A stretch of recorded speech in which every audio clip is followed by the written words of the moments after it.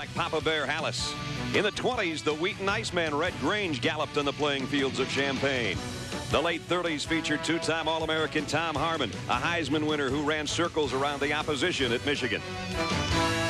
The 60s brought a linebacker that put fear in the hearts of every offense. The 80s saw three-time All-American Anthony Carter dazzle. The 90s featured another Heisman winner, Charles Woodson, who dominated on both sides of the ball. Last year, the Illini shocked the Big Ten and won their first outright conference crown since '83. Today, the battle for the Rose Bowl begins anew.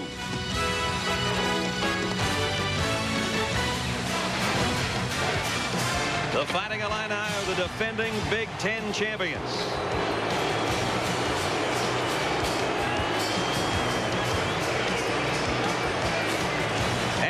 They have not beaten Michigan since 1983. That's the last time they went to the Rose Bowl. Today, the quest begins for Pasadena. 14th ranked Michigan against Illinois here at Memorial Stadium in Champaign.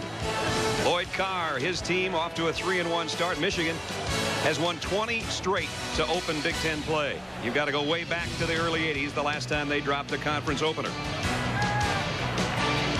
And the Big Ten season is already underway in its 107th season. And as John and Terry told you, a wild one going on in Happy Valley. In overtime, Iowa is leading Penn State. We'll keep you abreast of that one. Ohio State trounced Indiana. Michigan State leading Northwestern by 10. And Minnesota and Purdue have a date just a little bit later on. That leaves two left. And that's Illinois and Michigan. And that's right here today. And welcome to Champaign, everybody. I'm Brad Nessler with my partner, Bob Greasy, who has been through a lot of Big Ten openers as a player and a broadcaster. And Grease, that's really what it's all about for these kids. They prepare their whole life to play a football game, but they're thinking Big Ten, and it's a whole new season starting today. You wipe the slate clean, and if you're a kid that grows up in the Midwest like I did, and you go to a Big Ten school at Purdue like I did, this is what you dream of. In the Big Ten, they don't talk about national championships.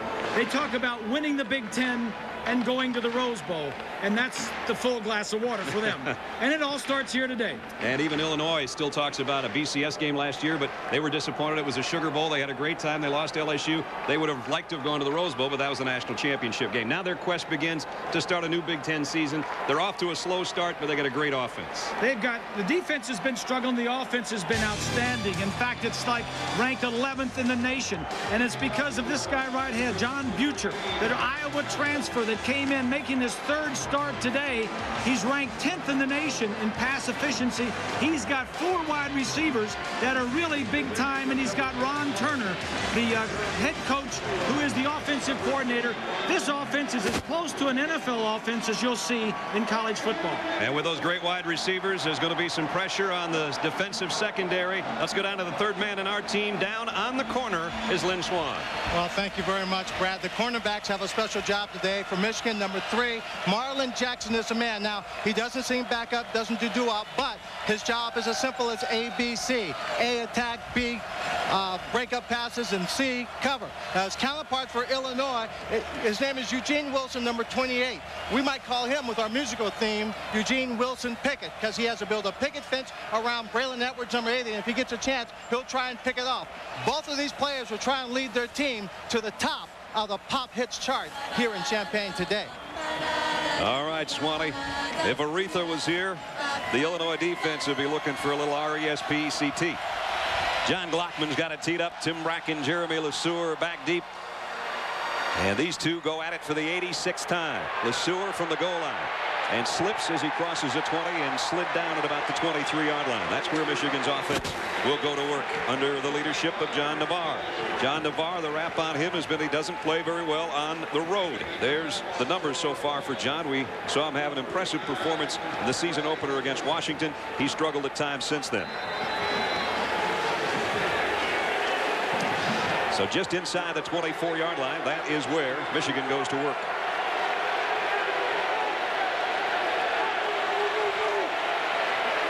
Dual backfield of Askew and Perry. And only about a yard for Chris Perry. Matt Sinclair made the stop defensively. Offensively, as we take a look at the Alamo starting lineup, here's the big eaters up front. Morgan, Boz, Pearson, Petrozello, and Tony Pape, who's an Illinois native. And a good one. Perry and Askew in the backfield. Jopper's having a great year at tight end. Braylon Edwards and Tyrese Butler are the wide receivers. 2nd down and 9. And there's big Tony Pape on the right side, about 310 pounds of him. Navarro, play action, getting some pressure, zips it, completes. It'll be very close to a 1st down as he got it out to Bellamy and might be just inches short. Defensively for Illinois, here's how they look up front. Derek Strong is their leading pass rusher. Carter, Ruffin, and Mike O'Brien round out the front 4. Myers, Schumacher is one of their captains and the leading tackler, and Joe Beavis, the linebackers. Swanee talked a bit about the corners. Eugene Wilson's a good one. Jackson, Jordan, and Morton round out the secondary. And Derek Strong, they're looking for him to come up with a big pass rush today against Navarre.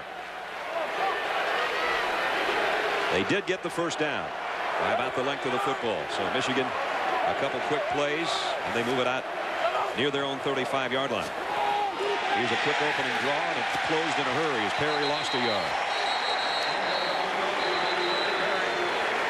Jordan and Sinclair in on the stop. We talked about John Navarre and about what he does at home and what he does away. In Greece, there's quite a big difference. The top 2, the record on the road, only 4-4 versus 11-1, and completion percentage only 47% on the road. Now, a lot of quarterbacks don't play as well on the road as they do at home, but those are pretty glaring. Yeah, pretty drastic changes. 2nd and long. Navarre with a blitz, throws incomplete, in and out of the hands of Bellamy. Talking with Mike Cassidy, the defensive coordinator, one of the things that he wanted to do was put some pressure on and stop the running game. We've got a lot of single coverage on the outside, a lot of opportunities for these Michigan receivers to make some plays. You see the score. Iowa's beaten Penn State in Happy Valley in overtime, 42-35.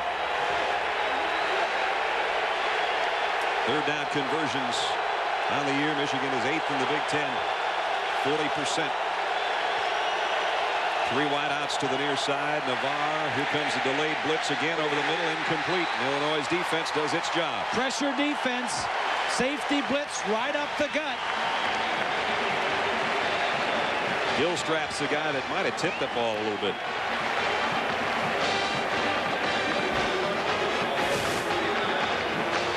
So it's a punting situation for Adam Finley. And that's Eugene Wilson, the all-time punt return leader in Illinois record books. Very quiet young man, one of the captains of this team. Oh, they almost blocked it, but Finley hung a high one. And Wilson, fair catch, taken, and that'll be a halo violation. Yeah, that wasn't even close. The Williams ball was trying to get out of the way. But he didn't realize the receiver had to come up. It was a shorter kick, and he had to come up, closing the gap between he and Williams. Again, you come running down 30 miles an hour, trying to put the brakes on. He almost slid right under him. Exactly. You're a gunner. You're trying to get away from the guy that's blocking you. On the kickers, 10-yard penalty from the spot of the foul. 1st down. And so that gives Illinois a pretty good field position to work with its own 38-yard line. John Butcher, the guy that Bob talked about. And the last 2 weeks, he's been nothing short of phenomenal. 901 yards already in the season, 9 touchdowns. 2nd in the Big Ten and 10th in the country in pass efficiency. So he'll bring his troops up to the 38-yard line on the opening possession.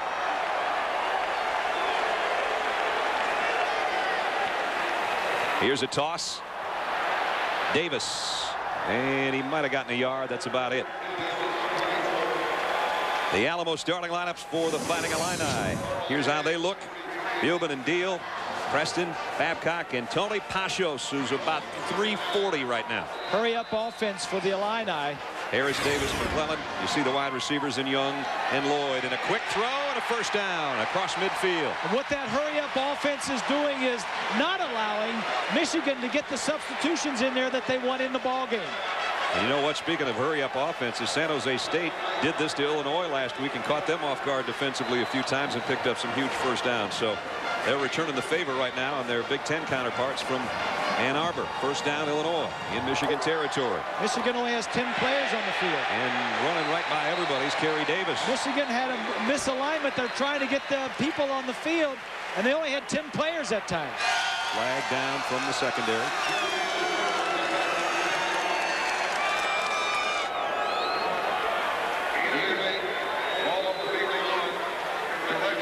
the officials will have a little committee meeting here in the opening 3 minutes of the game. It's not illegal to only have 10 guys, so that's not the call. Yeah. If that's the way you want to play it.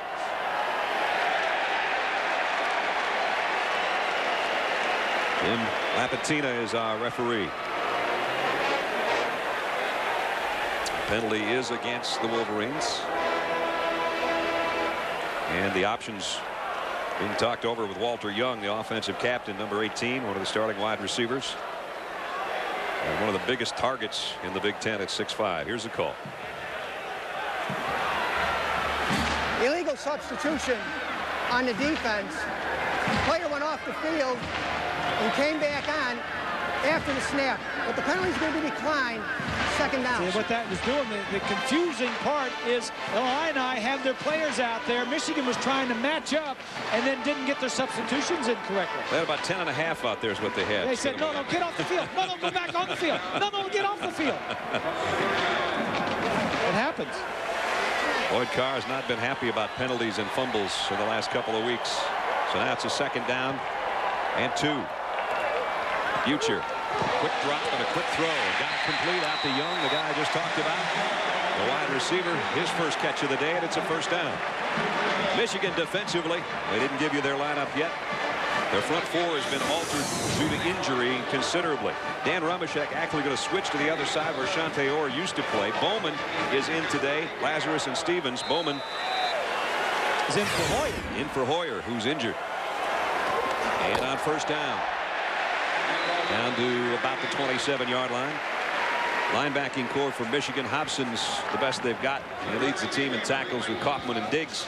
And the secondary, Swanee talked about one of the fine ones in the country, Marlon Jackson Drake, June, Zia Combs, who's starting for the second straight week at cornerback. Here comes a blitz from the secondary. Butcher got a man and he overshot it. Greg Lewis, had he led in perfectly, would have had a touchdown. Well, you got that right. Butcher had time to throw it. I think he just got a little excited. Should have laid it out and put a little more air under it. But Michigan is playing their defensive line without 2 of the starters here today. Orr is out and Hoyer is out. Orr injured a knee in the last game out for Michigan. We don't know the extent of that injury. Third down. 7th play of the Illinois drive. Going to the end zone. Again, just a little bit too far in front this time of Brandon Lloyd. I'm impressed with this offense. I mean, they moved the ball down. He missed a couple of shots, but he missed them on the wrong side, the right side. Missed them long away from the defensive man. But they had their shots. They should have had the play before that last one down the middle of the field. Peter Christophilakis is coming in for a field goal attempt of 44 yards. Christophilakis' career long is 41. This would be the best he's ever had. Kick on the way. He got it. There's his best ever. He's got some happy teammates. Illinois' opening drive nets points. They lead 3-0.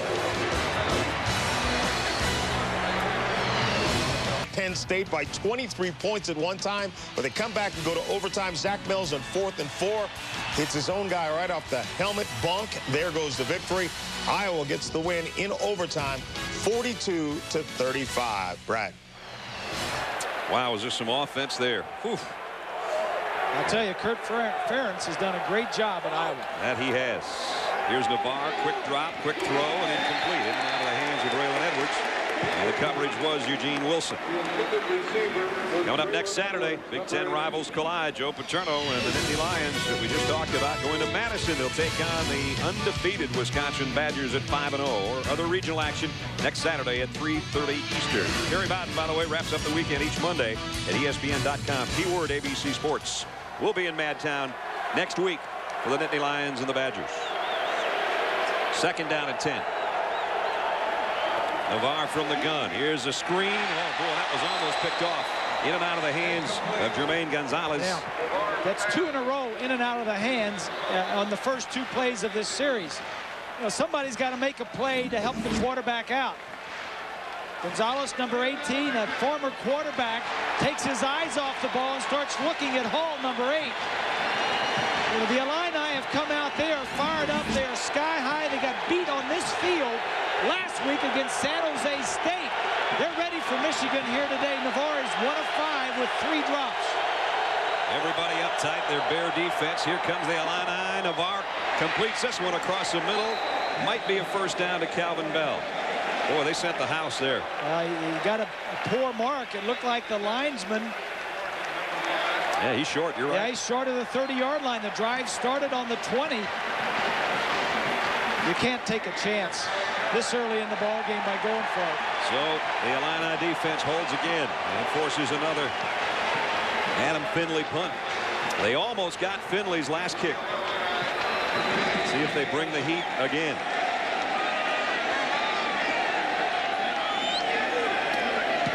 He got relatively close again, but again he hangs one up there. And Wilson with a fair catch call. This time they back off and he'll field it at the 27-yard line. They backed off.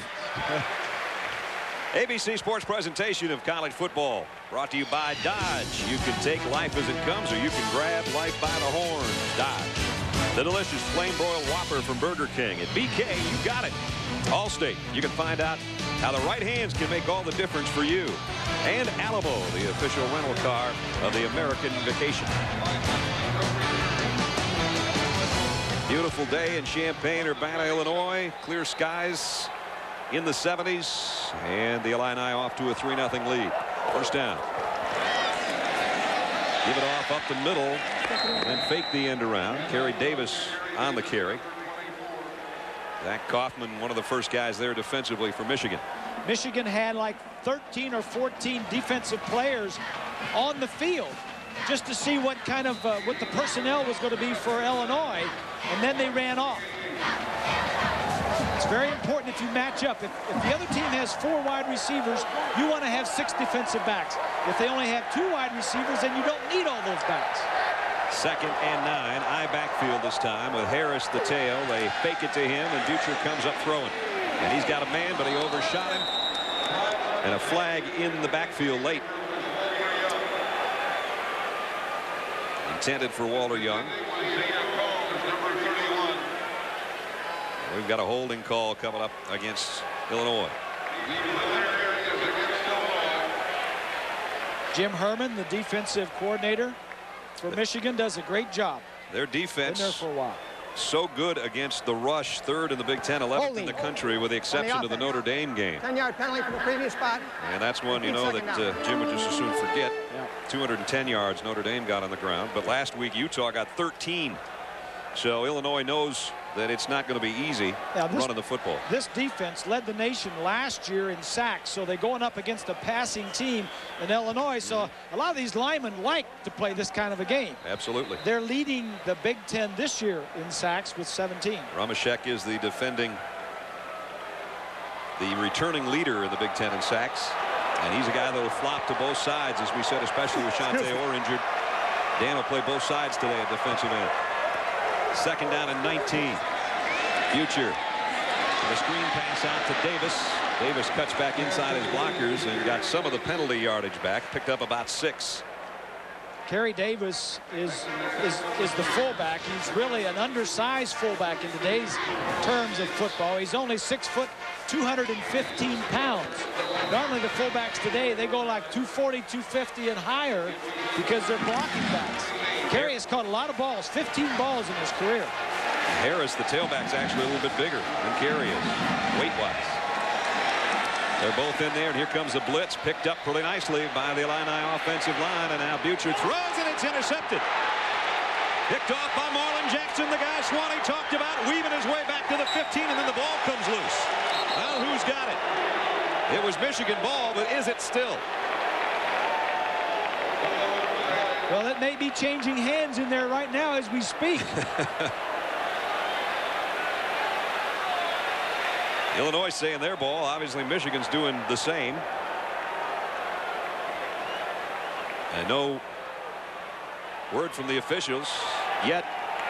Illinois comes off the bottom of the pile. Harris is the last guy off, but the officials still haven't told us. Well, Marlon Jackson was holding that ball like it was a loaf of bread. Easy to knock loose under those circumstances, guys. That's for sure. First down. I'm going to say down by contact. So that negates what we thought was a fumble recovery by Illinois. And it's the second interception of the year for Marlon Jackson. Watch the safety. It's a safety blitz. This is what causes Butcher to eject from the pocket. Now, watch it right here. He just doesn't get it over the defensive back. There's Jackson. The ball is going to be right to him. He was trying to throw it over his head to Lloyd, who was open. So Michigan with an opportunity here with a turnover at the Illinois 15-yard line. Navarre play action. He's going to go to the end zone. Edwards incomplete.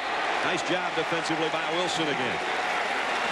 So that was the matchup we expected to see much of the day. Swanee touched on it. Eugene Wilson, their defensive captain, and their best cover guy, is pretty much shadowing right now Braylon Edwards. Eugene led the nation last year in passes broken up, and in talking with him yesterday, I said, you know, that could be good or bad. Good or bad. I said, it's good that you broke up all those passes, but I wonder why they were throwing all those ones at you. He just smiled. And Christian Morton in the secondary was actually second in the country in passes broken up with 26 to his own teammate. 2nd and 10. Navarre again. Hit from behind, but he got it complete down to the 2-yard line of Benny Joppru. And Navarre got planted by Wilson after he let go of the ball, but he threw a strike. And more in the game plan of Michigan is Benny Joppru, the tight end. Well, they're trying to get the ball to Joppru. He's right here. He's just going to come down and break to the outside. Corner blitz from the right side. He gets rid of it just in the nick of time. The toss to Perry. Easy touchdown, Michigan. Chris Perry from a yard out. So the interception turns into 6 and possibly 7 points. Illinois is 93rd in the nation in turnover margin. And here it is again. A turnover leads to a very short field for Michigan and the first touchdown of the game. Troy Nienberg is going to come in for the point after. The kicking for Michigan this year, not necessarily in extra points, but in field goals, has been woeful at best. And Troy today will probably be the guy that gets the call instead of Philip Brabs. He does here for the extra point anyway, and he knocks it right down the middle. So Marlon Jackson's interception turns into a Michigan touchdown drive, albeit a short one. Chris Perry from a yard. It's 7-3 Wolverine.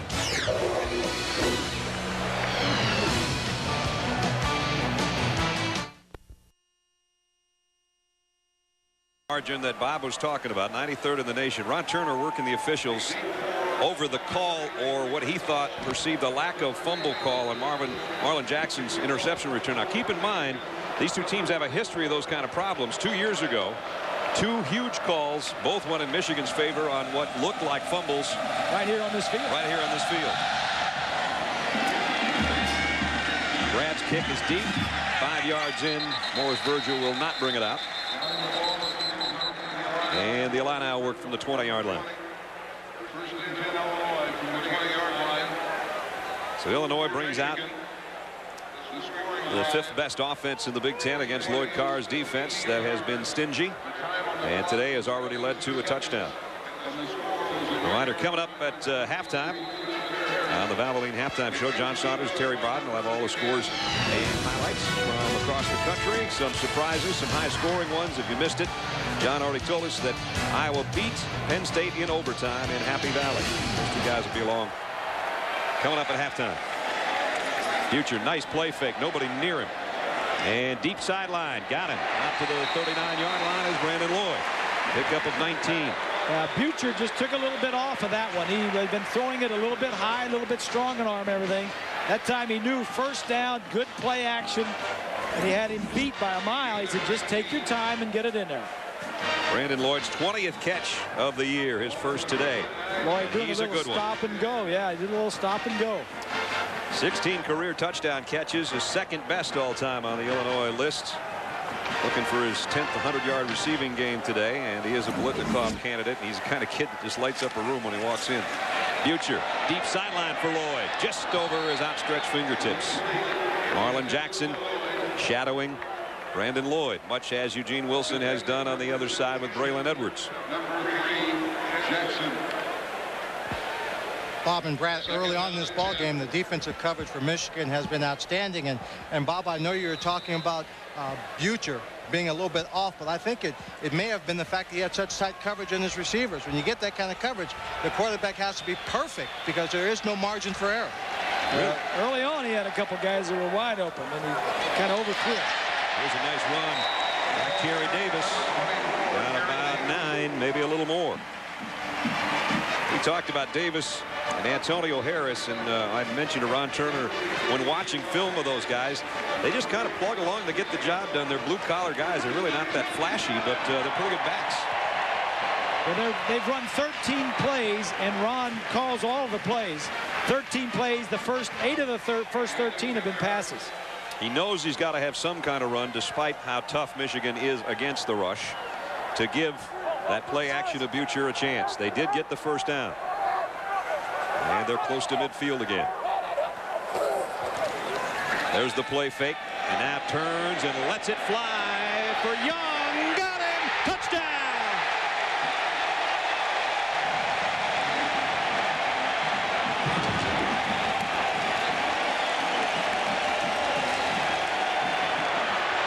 That was the play action, and that was the play they were looking for.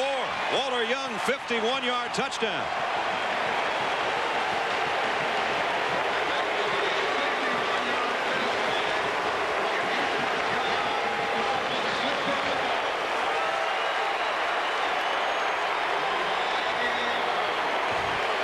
Penalty marker might be for a celebration. Illinois has had some trouble with that this year. After the touchdown, unsportsmanlike conduct on the offense, excessive celebration. There'll be a 15-yard penalty. The trial will be from the 18-yard line. You know, Brandon Lloyd, the last time they were home here after a touchdown, kind of imitating what the NFL does, jumped one of the fences here in the end zone and went into the stands where the Boy Scouts were. It's nice that he went and greeted the Boy Scouts. We talked to him yesterday. He says, Coach told me I'm not going to do anything celebrating. Well, maybe Walter Young didn't get the message. So that's been hurting Illinois this year, the excessive celebration, and it just stung them again. Christophilakis now is going to have a long extra point of 35 yards. But he knocks it down Main Street anyway. Downtown. So, big play. 80-yard drive, 51-yard touchdown. Here's the play. It's going to be a little play action. He rolls back, and the receiver's going to deep middle. Watch for this. Zia Combs almost gets back to break it up. Play action fake. Now look downfield. Look deep downfield. Look, you see Diggs right there. He knows what's going on. And Combs from the right almost gets back. This was a heck of a throw. And a beautiful catch by the 6'5" wide receiver. Yeah, he pulled him across the field, and he expected the corner to be dropping off, and he overthrew him too. Watch it now. Watch it. Now, right now he's okay. He's all right. But he turns, and there comes, that one's okay. I think it's the next chest bump that's coming up. They had a little problem with those in recent games, too. That's There's nothing wrong with that. No. It apparently happened after that. And I think this is going to be it right here. You see the official, yeah. Right. Good job, guys. That's the one that got him, the fun bunch thing between he and Brandon Lloyd. You see the official right there. That wasn't. That was, I don't know. Let him celebrate a little bit. Yeah, I know. But, you know, Walter Young, he's had to work. They did that fun bunch thing because I don't think he's got the knack of that chest bump deal that they have going on, because in previous weeks, Illinois following touchdowns. There's Walter Young and Brandon Lloyd, a little chest bump thing. Now, whoops, he got, whoop, now wait a minute. Now watch this next one. You got a lineman coming in. There he goes down. See, you need work on all that stuff. You just can't do that without practice. Well, you got to check the number coming at you. If it's above 50, you better. You got to duck. Yeah.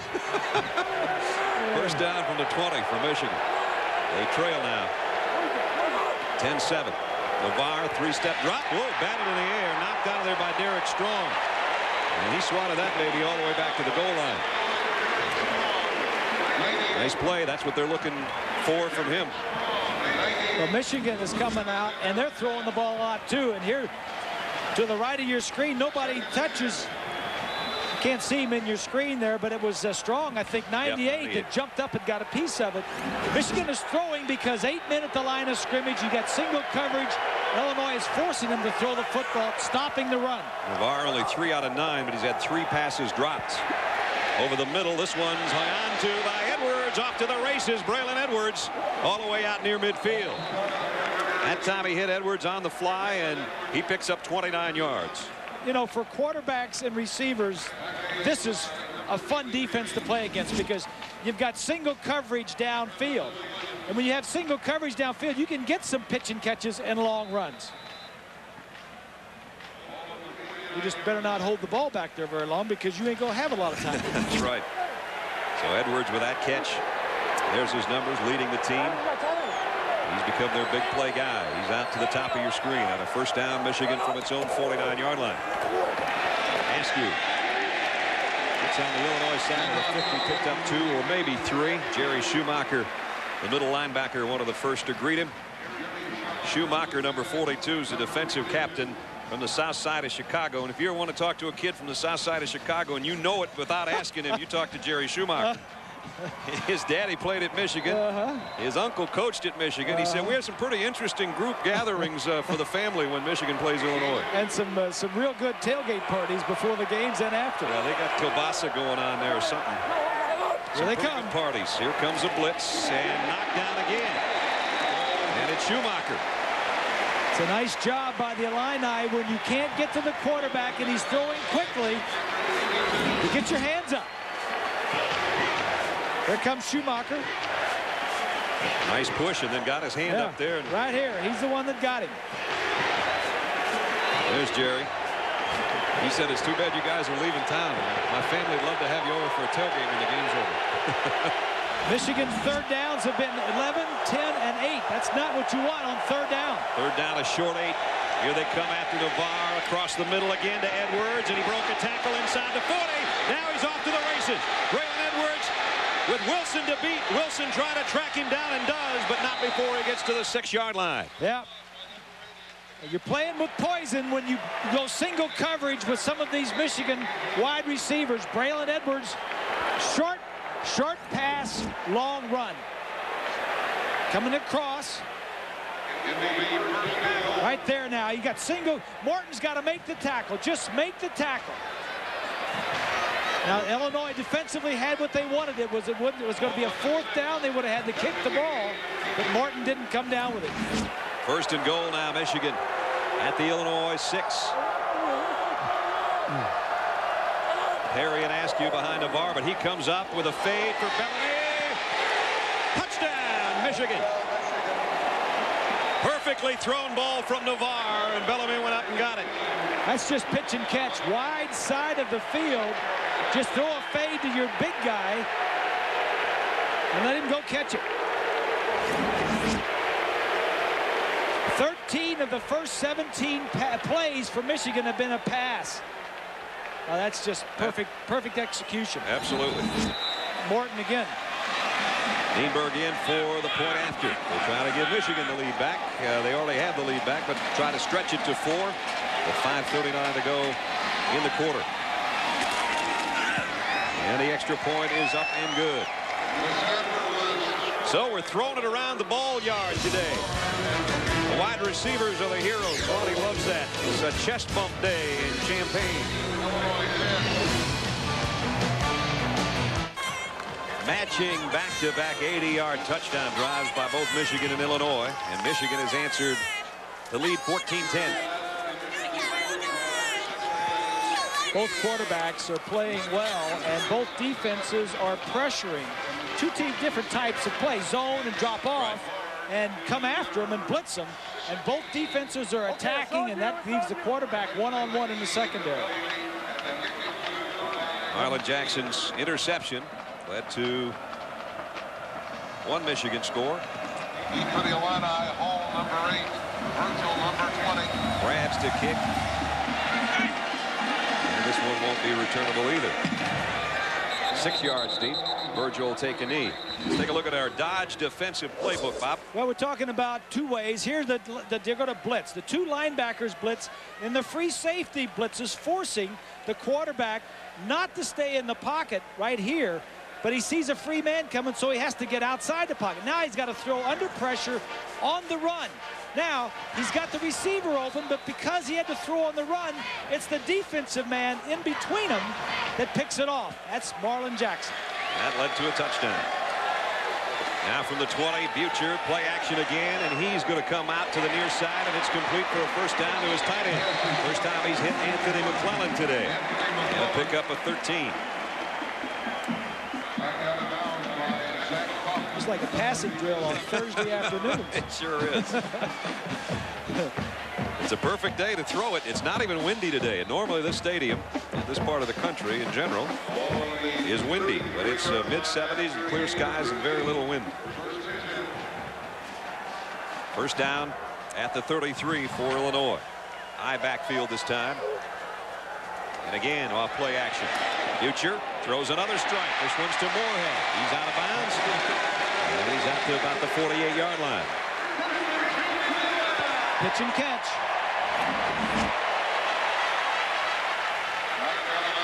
Moorhead's a guy that caught the tying touchdown before losing in overtime to San Jose State last week.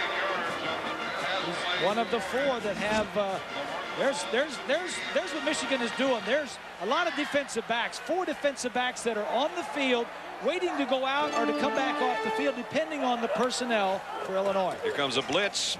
Butcher had it knocked down by Dan Rumashek, who dropped into zone coverage on that blitz there. Rumashek almost had himself an interception.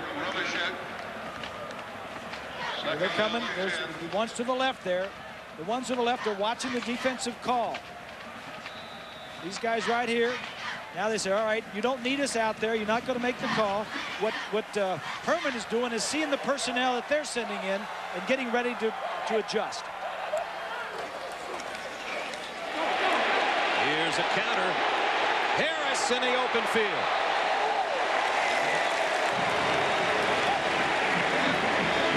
So they rip off a big run of 24 yards. It's good blocking up front. That's Boobin on the left side.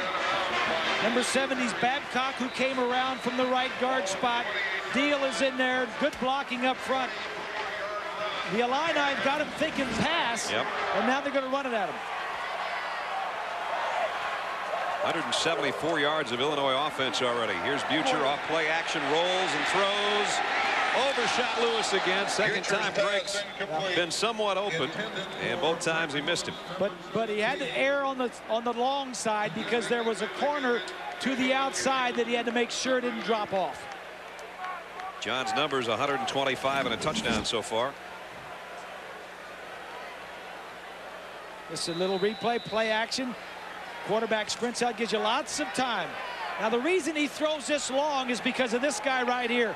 He's got to make sure that that corner doesn't drop off and get it. Just missed it. So it's second down at 10 at the Michigan 28. Illinois trailing by 4. In an action-packed first quarter. Nice little delay, and it's Davis. Got down to the 22. We mentioned that this is Ron Turner's offense. He's the offensive coordinator. I know what you're going to say. Well, I said, you know, it's closest to an NFL type of offense that anybody in college football. And, you know, he calls our Uncle Narvel. Norv Turner's his brother. Is his brother with the Dolphins. And they talk a couple times a week. And he said, Norv says, hey, well, this really worked well for us last week. Maybe you want to try this. You want to try it. And he does. The players call Norv Turner Uncle Norval. And, of course, Ron was with the Bears a long time before taking this job. Moorhead, did he catch it? No, he's out of bounds. Boy, came down with it in double coverage, but couldn't get a foot in. Yeah, Drake was there and almost got a piece of it. Curry was there as well. And that's a pretty looking play for something that doesn't net any points. We'll get another look at it.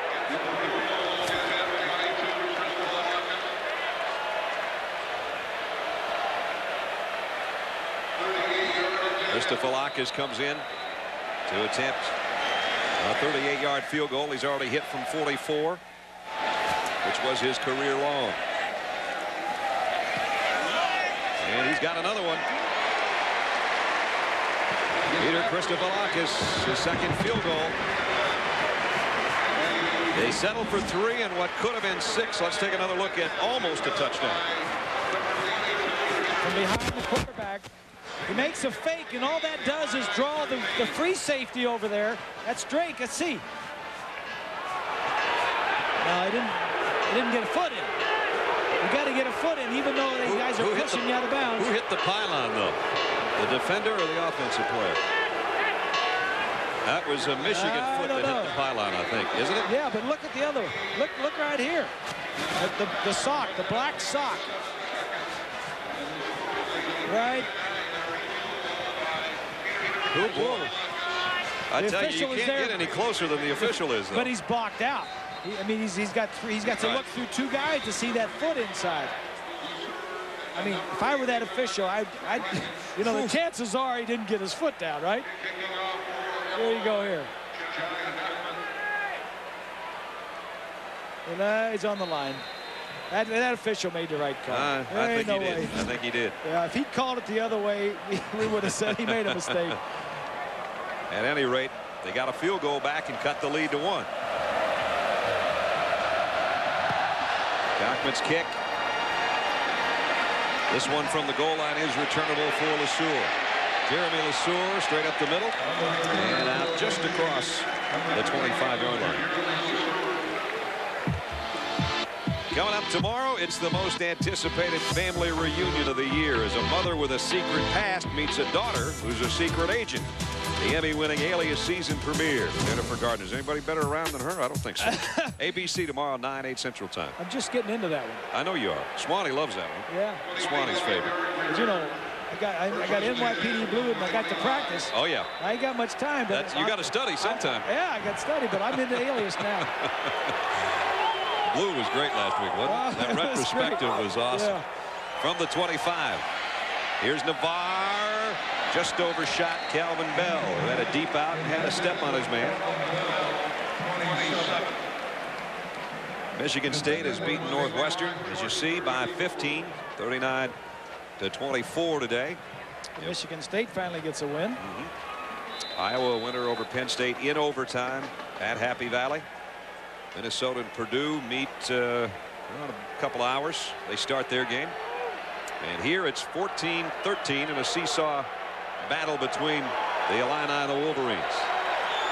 A lot of passing today for Michigan. And Navarre's back to put it up again and completes it again to Bellamy, who got the touchdown on the fade. Pick up a 5 out to the 30. It'll bring up 3rd down and about 5.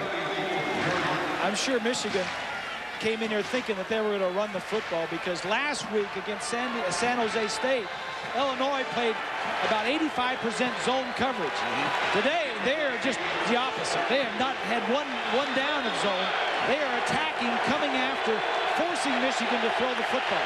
Mike Cassidy, the Illinois defensive coordinator, said we had 56 snaps of zone last week. We probably didn't have 56 snaps of zone all of last year. They're back to what they do better. Navarre in a crossing pattern and a drop for a loss on that man-to-man coverage. Schumacher all over Bell. And it's time to punt for Michigan.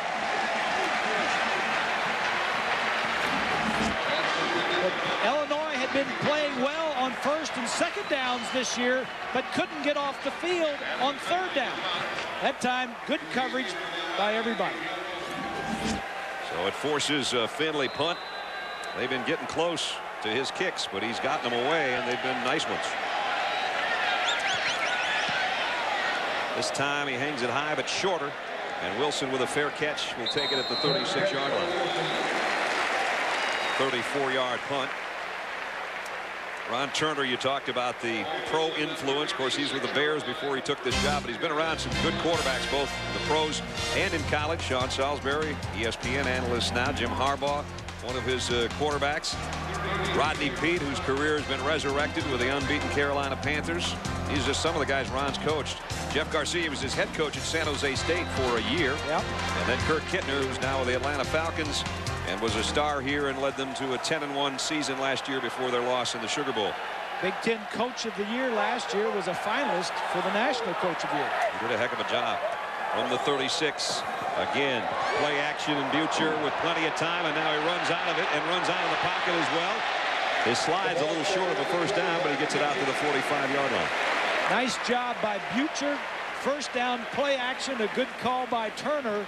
Gave it a look downfield. Nobody was open. Picks up 7 or 8 yards with a scramble. So poised back there in the pocket for a guy that really was a start until a couple games ago, and then just lit it up in the last 2 weeks. Spent his first 2 years at the University of Iowa. Came over here his 3rd year and sat out for 1 season. Davis takes it wide and gets a first down out near the 49-yard line. Julius Curry knocked him down there, but it's another Illini first down with just under 2 minutes remaining in the first quarter.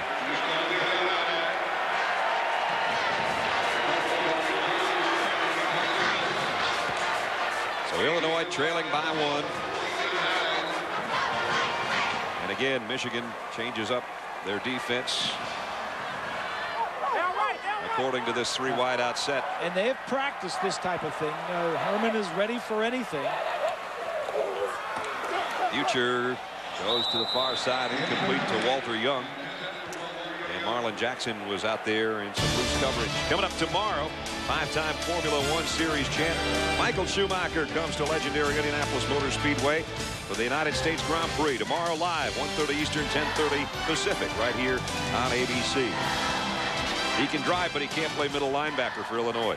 It's 2 different Schumachers. Yeah. I wouldn't want to see Jerry in a car either. That'd be ugly. Yeah. At the 49, first down. Running right by a corner blitz. Morris Virgil almost broke that. Picked up 12 yards in a hurry. Yeah, and he made a guy miss.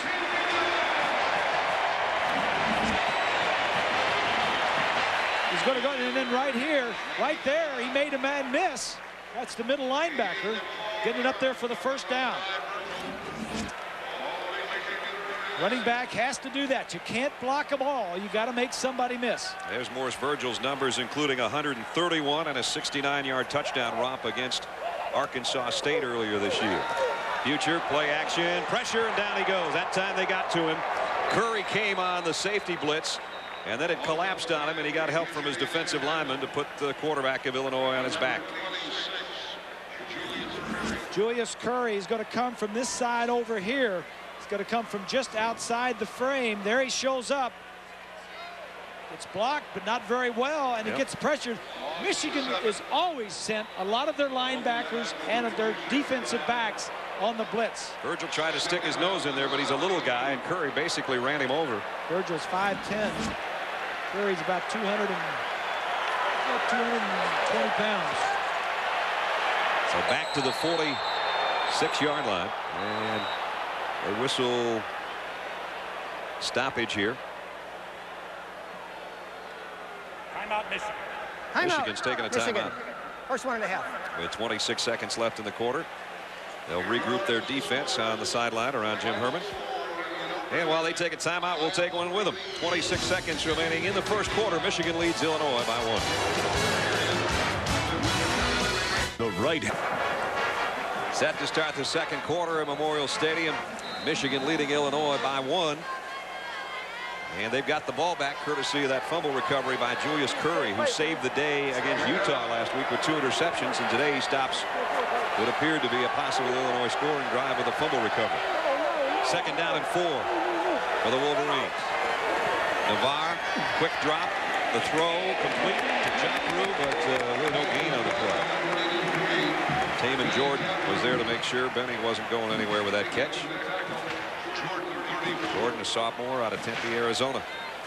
Does this sound like a Michigan offense to you? They've had 22 plays, 17 of them been passes. Wow. There's that third down conversion. Hasn't been good this year, and not so far today either. Askew will be the single setback, and all 3 wideouts will go to the right of John Navarre on a third down and 4. Bell in motion toward the ball. Navarre goes short to Jackrew, and I don't know, he might have the first down. I think he does. Ty Myers upended him, but then he stretched out that 6'5" frame. I think he got it.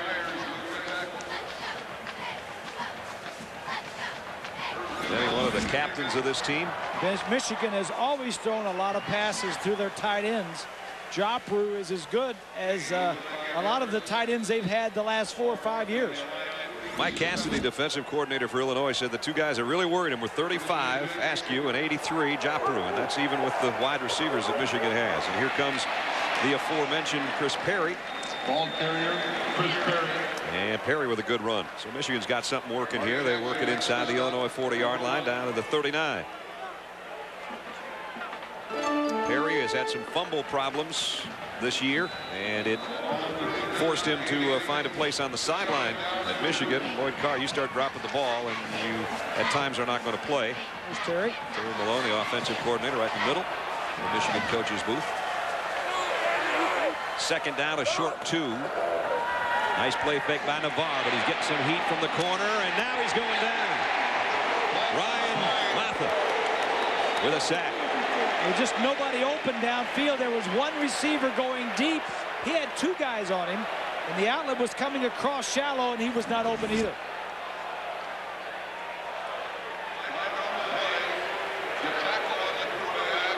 It's a good step up by Navarre right there.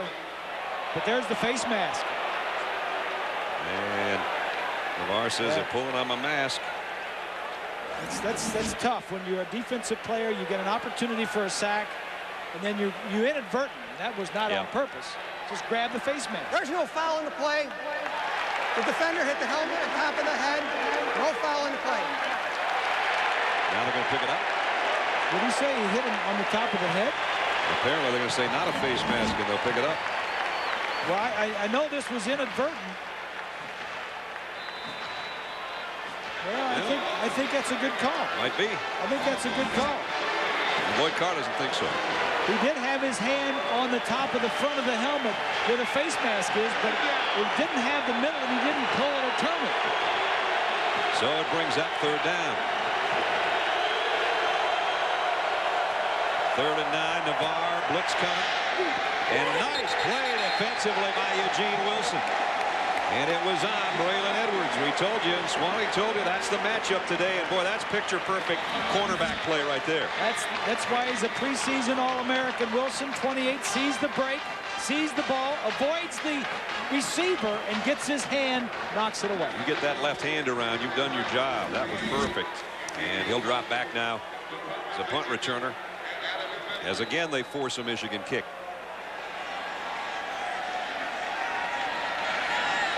Finley to punt. Another high spiral. Wilson's going to have to let it go. Michigan's got to play. Maybe. Did they get it? Well, I thought the ball hit the line. Touchback.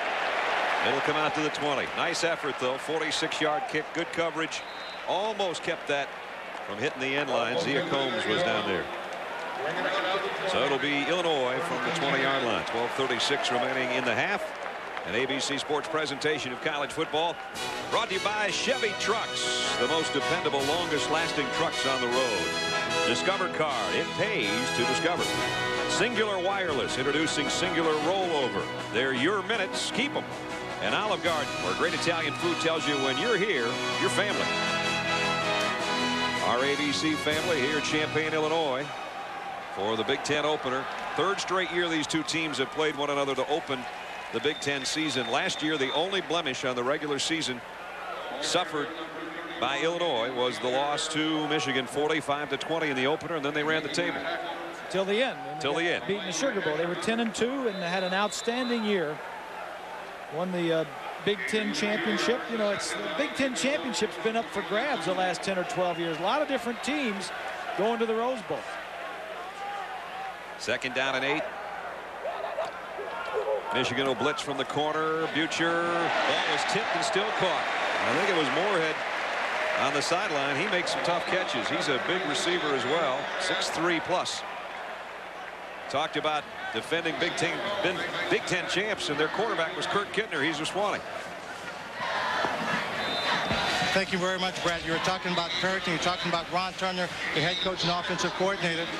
How important was the foundation he taught you as a quarterback to you right now to try to make a pro team? He does a tremendous job of just teaching little things, timing, just overall knowledge of defenses and things like that. I mean, you can't really learn anywhere else. He's a great coach. Here's John. Look at this young man who's playing for Illinois right now. What do you think of his talent in the future? you know, he's learning. He's doing well. He's coming along as the games go, and that's good. I mean, as long as you're learning, you're getting better, not worse. Doing a good job of throwing the ball, making sure that the defense isn't touching him. And as long as you keep the ball in our hands and not in theirs, you're always got a good chance of winning games. Kurt, thank you very much. Thank you. All right, well, the guy that Kurt beat out as a quarterback at Illinois just caught one over the middle for 20 yards. Walter Young, former quarterback, catches it from That's right. Butcher.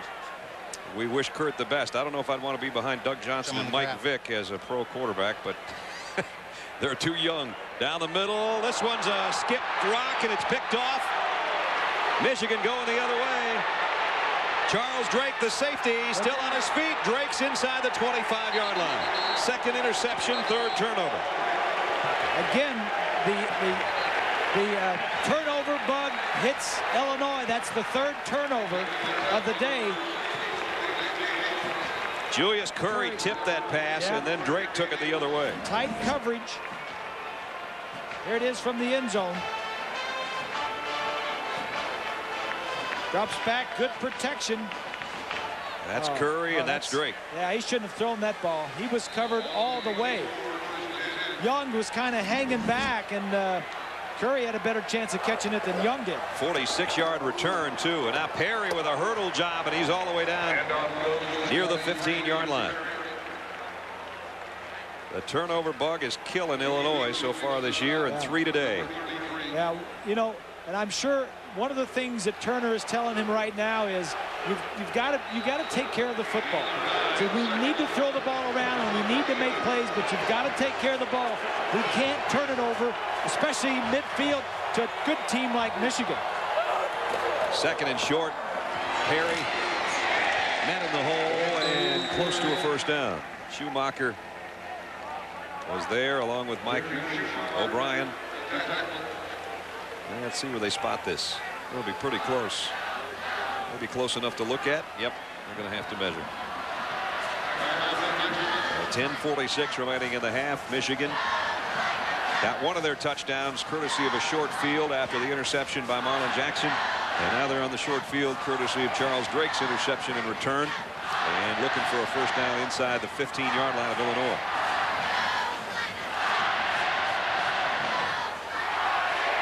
First down.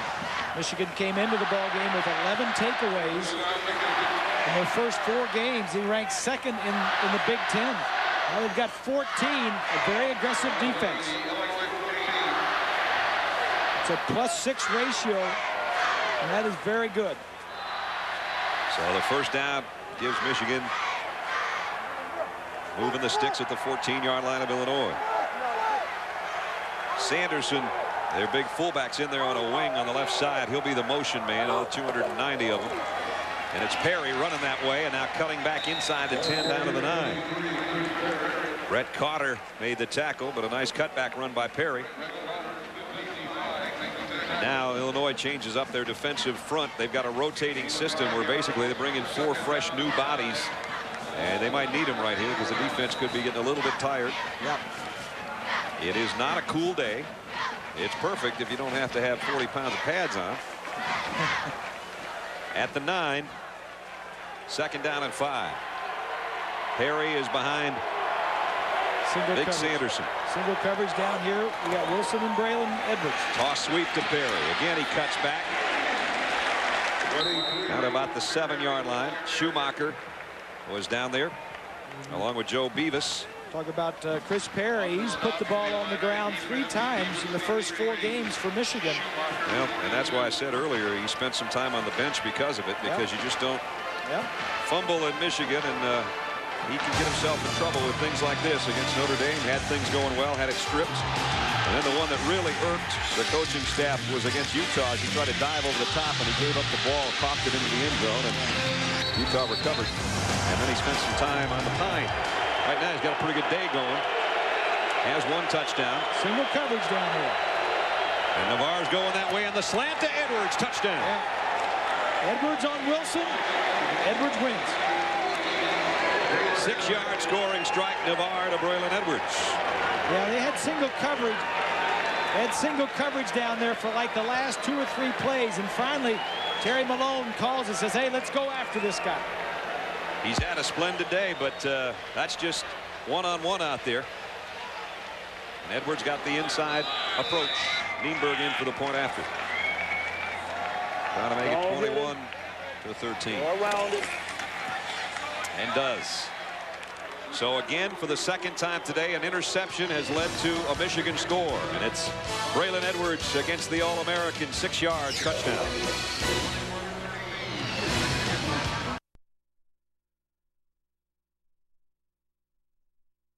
Turnovers, the fumble recovery didn't result in points, but both interceptions did. Grabs to kick. Again, he knocks it deep. And this will not be returned. Morris Virgil will take a knee. Let's go back. You know, quarterbacks never quit salivating. I don't care how old they are. Well, look at this. Look at all this room out here that this receiver's got. He's just going to run a little slant to the inside. Look at all the room where the other guys are way on the other side. Look at this. You got one-on-one out there. Braylon Edwards, I don't care who you got out there. Deion Sanders, you name it. My receiver's going to get open somewhere. I get Swanee out there. He'd beat anybody. That's right. I might limp into the end zone, but I could beat him. It only took a short move. It was only 6 yards. And now Illinois trying to answer. And they go with Morris Virgil. Virgil got 4. Zach Kaufman in on the tackle. It's just tough when your defense is not playing that well. And Illinois defensively has played well in spots, but they just can't get themselves off the field. A lot of third downs for the offense to turn the ball over, especially in their own field position. Like you said, they've got 2 touchdown drives, one of 15 yards and one of 24 yards. Those follow the interceptions. Young in motion, 4 wide receiver group for Butcher. And he's going to loft it far side. Let's see, incidental contact, they'll say, as they got tangled up over there. Brandon Lloyd and Marcus Curry got their legs all tangled up. And it brings up second down. Our Aflac trivia question this week. Who was the last individual or team from the University of Illinois to win a national title? That's a tough one. Yeah, individual. Okay, you have to think about that one. I'll tell you what, if it's real obscure, I'm going down to the truck. I'm going to have a chat with those guys. We don't know these answers, they don't folks. Give us, they don't give us the answers. They used to last year. Yeah. Now we don't get them. Just to make us look good. From the 24, wow, as Butcher hit as he threw, and Lloyd, though, is on the other end. John delivered it, pickup of 11, first down, and let's head to Times Square Stadium and John Saunders. Well, Brad, Seneca Wallace, obviously one of the players to watch this season for the Heisman Trophy. Here's why. Good arm, plus can run. Throws this one 3 yards to Lane Danielson. 2-point conversion, no good. But Iowa State leads in Nebraska 19-7. Boy, would Ames go crazy tonight. Hello. Yep. Hello. Well, they've got him at home. They've got him. They got a good football team. They got an outstanding quarterback. Remember, they're about a yard shy of being undefeated. That Florida State game ended at the 1-yard line. Yes, yes. And Florida State, I'm sure most of you know, upset in overtime by Louisville on Thursday night. Earlier today, another overtime game in what has to be considered an upset, to mild proportions anyway. Iowa over Penn State in a high-scoring game in overtime. John Butcher today's been knocked down a few times, only sacked once. Iowa State's on my list. Got one of my hot teams. I know you like them. Yeah, we're going to have the hots and the nots sometime during this game. They're playing good. Second of the short 8. Screen pass. Nobody out in front. It doesn't have to be a screen because Davis is just going to do it on his own. Kerry Davis down into Michigan territory. Cato June finally brought him down. I think this was supposed to be a screen, but the lineman never got out there. We mentioned that Davis came into the ball game with 15 receptions. He's a fullback. He looks to his left and then just dumps it off. There's no lineman out there. They're trying to get there, but they weren't fast enough. Oh, Kerry says, I can't wait for you guys. I'm going. I see all this yardage out here. I'm going to eat it up. That's right. I don't have to wait for blockers. 262 yards of offense in this first half already. But remember, 600 yards didn't get him a win last week. And here's Davis. Cut down. Ball is loose. And a helmet comes out of the pile on top of it. That's Preston's helmet, the center. Duke Preston. I think Michigan got it back. I mean, Illinois got it back. Michigan has knocked the ball loose 3 or 4 times. One of the things in talking with Ron Turner He said Michigan has always been a good tackling team. Watch this. Puts his helmet right in there. That's LeSueur, number 21. Not only that, Kerry Davis came out after that pileup and that hit limping. And he comes to the sideline, and Morris, Virgil, who kind of limped off earlier in this drive, is back in at tailback. They fake it to him. Butcher with a beautiful play fake. Will he have time to throw? He's going to run it on his own now. Flags down. And a great run might be negated by a holding penalty, but he goes all the way down to the 22-yard line. Yeah, that definitely was thrown by the line judge. Threw it late, and it looked like he threw it in the backfield. It's got to be a hold. John's going to find that out and say, wow, I ran all that way for nothing.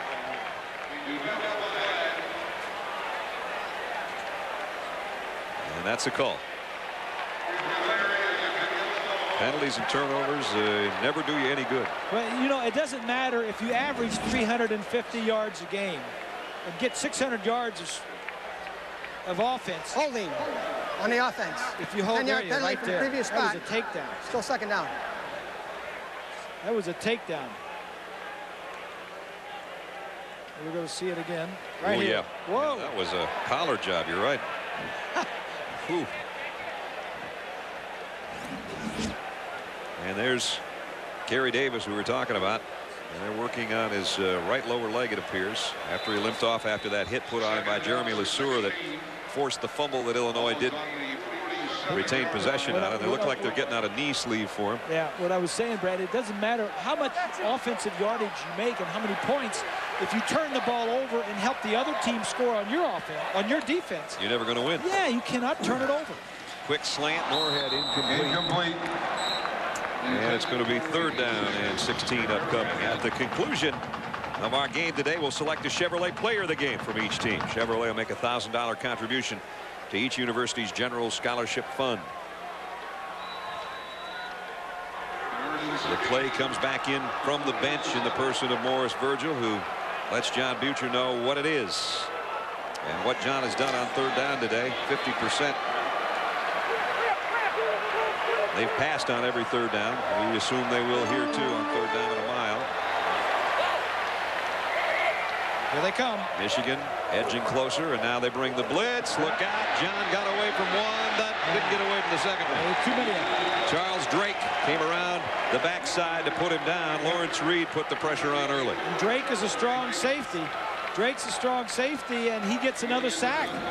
Mentioned how all the linebackers, he's going to come from over here. Mentioned how all of the linebackers and DBs get a lot of sacks for Michigan. Matt Minnis into punt. Illinois ran their punt team out there like they were going to try to snap it and catch Michigan napping, and they almost got it blocked. He took a lot of time, hung a nice kick. Julius Curry, good punt returner on the other end, but they have him all wrapped up. 36-yard punt, a 5-yard return. It is Michigan in front with 4:48 to go in the first half. In front, they've got the ball back. Our Pacific Life game summary. Here's how the Wolverines have gotten the lead. Braylon Edwards, the catch in the long run, 42-yarder. He was run down from behind, but it set up the fade to Bellamy in the corner of the end zone with a nice catch and a touchdown. And then later, the quick slant to Edwards for the other touchdown through the air. Navarre wants another one. Going long on the sideline. Not quite. Intended for Braylon Edwards, and it was Wilson again covering. So Michigan's wide receivers and the corners on both sides, everybody's getting a workout. Well, they're loving it because 8 guys are in the box to stop the run. And you've got single coverage outside. Just play pitch and catch. Michigan with their first half possessions. The drive summary. Touchdowns on short fields that Bob mentioned. Yeah, this one and this one. Those were following interceptions. Yeah. They had one that they took 80 yards on their own, but the other ones have been helped by their defense. They've had in as an extra wide receiver. Here's the throwback. Askew. Nice open field tackle by Mike Hall. Mike Hall sees a lot of action as a corner, and in the nickel coverage especially. Senior out of Bakersfield, California. First completion to a running back, Bob, in the game for Michigan right there. Well, You know, when you've got single coverage on the outside and you've got all your big play people one-on-one, there is no need. Right. Say, I'm going to throw this short stuff. I'm going to throw that big stuff to my fast guys. Joffrey's got a couple of catches, too, from his tight end spot. Third down, a big third down for the Illini defense here if they want to get it back before halftime. And tipped and caught. Calvin Bell tipped that thing to himself, and he got a first down. Yeah, very fortunate there. Picked up 13 yards. How often does that ever happen? Boy, he kept his eye on it. Good concentration to stay with it. It's coming across. Right there. And he keeps his eye. See his head? Yeah, and there's no defensive guy around there to take his head off. Well, that's what usually happens. All his catches have come on third down. Here's good run by Perry, and he picked up about 9. Taman Jordan made the tackle, so Michigan back in Illinois territory, and we'll have a second down and short coming up as we work down to the 3.5-minute mark of the first half. This Michigan offense frustrated last week at home against Utah, only scoring 10 points, and they had chances to score other points. They fumbled in the end zone. They broke down offensively. But that defense for Utah was a pretty good defense. Yep. Second and short. Sometimes this is a play you can play with a bit, but they'll keep it straight up the middle. And Perry's got a first down inside the 40 to the 39. Sinclair has made the tackle there. We approach the 3-minute mark. Our Aflac trivia question here was, who was the last individual or team from the University of Illinois to win a national title? I'm kind of stumped. Swanee, you got any idea? Well, actually, I think I do. Matter of fact, if this is a 2001 yearbook, you won't find her picture in it, but you will find it, well, right here. We're going to go to a play, and we'll come back. And the first down play, DeMar. Quick out. Bellamy knocked out of bounds. Back to Swanee. Oh, Brad, here's her picture right here. It's Erica Harold. She is the Miss America for 2003, class of 2001 at the University of Illinois. She postponed her law school entrance into Harvard so she could compete in the competition. But she's the last national title winner for Illinois. Unless, of course, you want to go to sports, then the last sports team to win was a men's gymnastics team in 1989. And the last individual was actually Perdita Felician. She won the 60-meter hurdles indoor. And you're cheating. You're cheating. Yeah, I am. End around is coming. Double reverse. Bellamy takes it around the right side, and he's got some room. Inside the 20, late flag flies in. I think we're going to have an illegal block on Chris Perry. It'll negate a 14-yard double reverse. Well, that was a double reverse. It took... There were Illinois players that were so fooled that when the double reverse came back, they were standing there waiting for it. Let's follow Bellamy on the play. Now the play starts off this way, then goes the other way, and then comes back towards him. Legal block in the back by the offense. The block is going to be... 10-yard penalty in the spot of the foul. Right, it happened right there. It was just a flash you saw. And that's a spot foul, so they'll bring it back from that point. Swanee always hanging around. It's always, yeah, it's always Miss America or somebody like that. With the Miss Americas and the... Well, at least Miss Illinois is still Miss America. Miss Russia is no longer Miss Universe. That's true. She couldn't handle her duties, I guess. Tough duties, too. It is. It is. You got to go around and look great all the time. Yeah. That crown can get heavy. Second down and 4. Askew up the middle. He's close to the 30-yard line. Schafering and Sinclair in on the tackle. It's going to be about a yard short, I think, as they unpile everybody. And it'll bring up another third down situation for Michigan. We got about a little less than 2 minutes to play. Michigan has 2 timeouts remaining, so there's no rush. And now Illinois trying to change up some of their personnel in a hurry. Winston Taylor comes in there over the linebacker spots. Here's the third down. 3rd and 1. There's Sanderson leading the way. Askew's got the first down out of the 27-yard line. You get that Sanderson in that H-back type situation. You have the big club on his hand there with a broken bone. Look at the size of this kid. This is a 290-pound fullback. He should have 66 on that. I was going to say, he's a lineman wearing 44. Exactly. He's a redshirt freshman fullback that really clears him out. He clears him out like a guard would. Out of Knoxville, Tennessee. First down, Michigan. 3 wideouts now for Navarre. As he drops to throw. Deep down the middle. Joffrey got it. Great Touchdown. catch. What a catch by Vinny Joffrey. That was beautiful. Outstanding. Career-long catch for the captain out of Wayzata, Minnesota. And boy, he hung with it. And Navarre's got 3 touchdown passes in this first half. He's a slot inside receiver straight up the field. Caught it twice. Great catch. Good throw. Great catch. That's why Mike Cassidy said 83 worries me, their tight end. Right down the seam, 27 yards for the touchdown. And Nienberg in for the point after. And he got it. So they stretch their lead. With 1 minute and 12 seconds remaining, it's now Michigan 28, Illinois 13.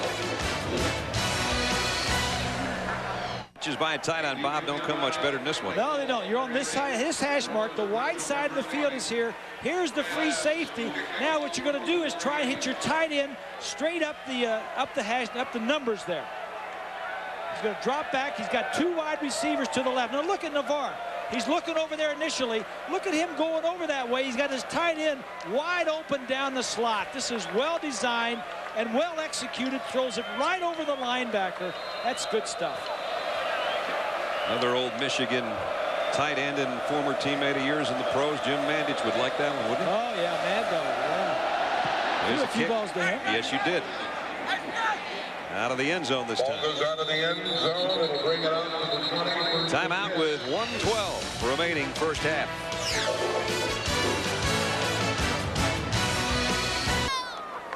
A minute 12 remaining here at the University of Illinois in Champaign, and their team down 28-13 will take the field at the 20-yard line. Future brings them up with a 4 wide out offense. And they'll go with a draw play. And it opens up for 9 or 10 yards for Kerry Davis, who's back in there after hurting his knee a little bit, or his lower leg. Coming up Monday night, remember when they were teammates, Ray Lewis and Shannon Sharp? Now they're on opposite sides. The Broncos and the Ravens, Monday Night Football. Al Michaels and John Madden will have it all for you. 9 Eastern, 6 Pacific, right here on ABC. And Brian Greasy, I guess, is going to start at quarterback for the Broncos. Oh, you mean Klutz? Old Klutz? Yeah, you know, if I was him, I'd just leash Bella to the living room couch or something and keep the dog out of the way on the steps. He's a Labrador Retriever, just a baby. She's just a baby. She doesn't know any better. She doesn't know any better. He was going down the stairs, and she ran after him and clipped him from behind. He said clipping. He said clipping was the call, but anyway. I like the headline. It said, Greasy dogged, clipped by dog. That's right. Oh, boy.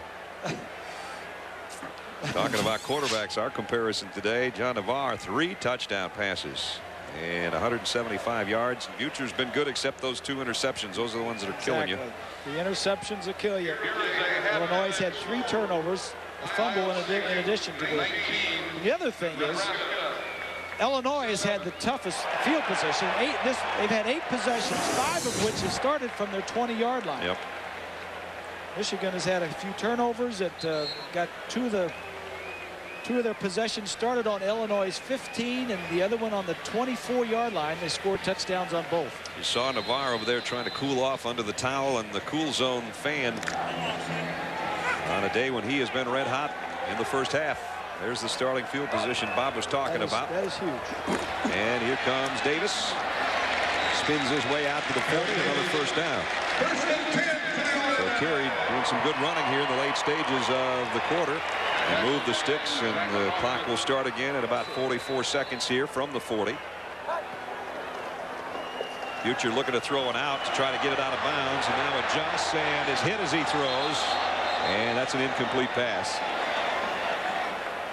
Elaine Kashama, who's seen a lot of duty today with Shante Orr out with an injury, came from behind and wrapped him up as he tried to throw that thing. And we're down to 35 seconds. There's Jim Herman. He was prepared early in the ball game.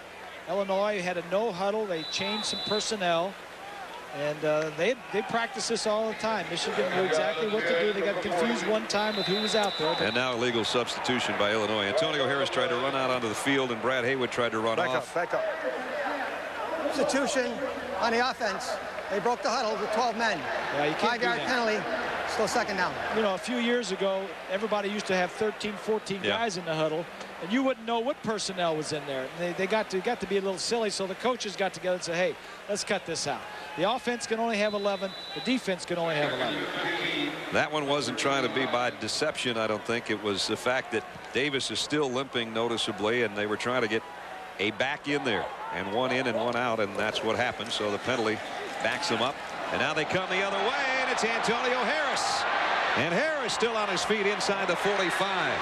And now Illinois with another first down is going to have a crack at trying to get points here. Well, they got 2 timeouts left. In college, when you make a first down, the clock stops until the chains are moved, and then the official marks the ball ready for play, then the clock starts again. From the 44, Butcher still looking for an out over here and throws this one out of bounds to stop the clock. Walter Young was the intended receiver, way over his head. 18 seconds remaining. I love this. Hear no evil, see no evil, speak no evil. Oh boy, I could watch those guys. Like they got some pepper or something. Yeah, they got some moves. They got some itch. They got some spots. Second down and 10. Lloyd will go out to the left side. The best part about all that is one guy is real and the other guys are just making it up. That's right. That's where I said earlier 2 of them are dummies, and I didn't mean that they were dummies. Here's Butcher down the middle, and that's finally Greg Lewis. He's tried to hit him a couple of times and overthrown him. That one's right on the money. Pick up a 17. They want a timeout whether the chains are getting moved or not, because they have only 2 plays left to work with. May as well use them. Yep. Well, we've got a timeout here with 12 seconds remaining in the first half.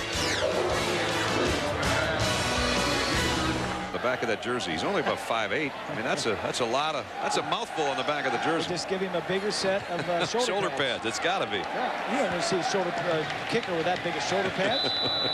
Bob and Brad, he told me before the game he was 5 years old before he could spell his name. Sure. 4 wideouts for Butcher. And he drops to throw with 12 seconds left. Down the middle. Dangerous throw. Is it intercepted? They're going to say no. Drake made a diving attempt. Trapped it. Yeah, he had somebody all over him, did Butcher. And bring out the kicking unit.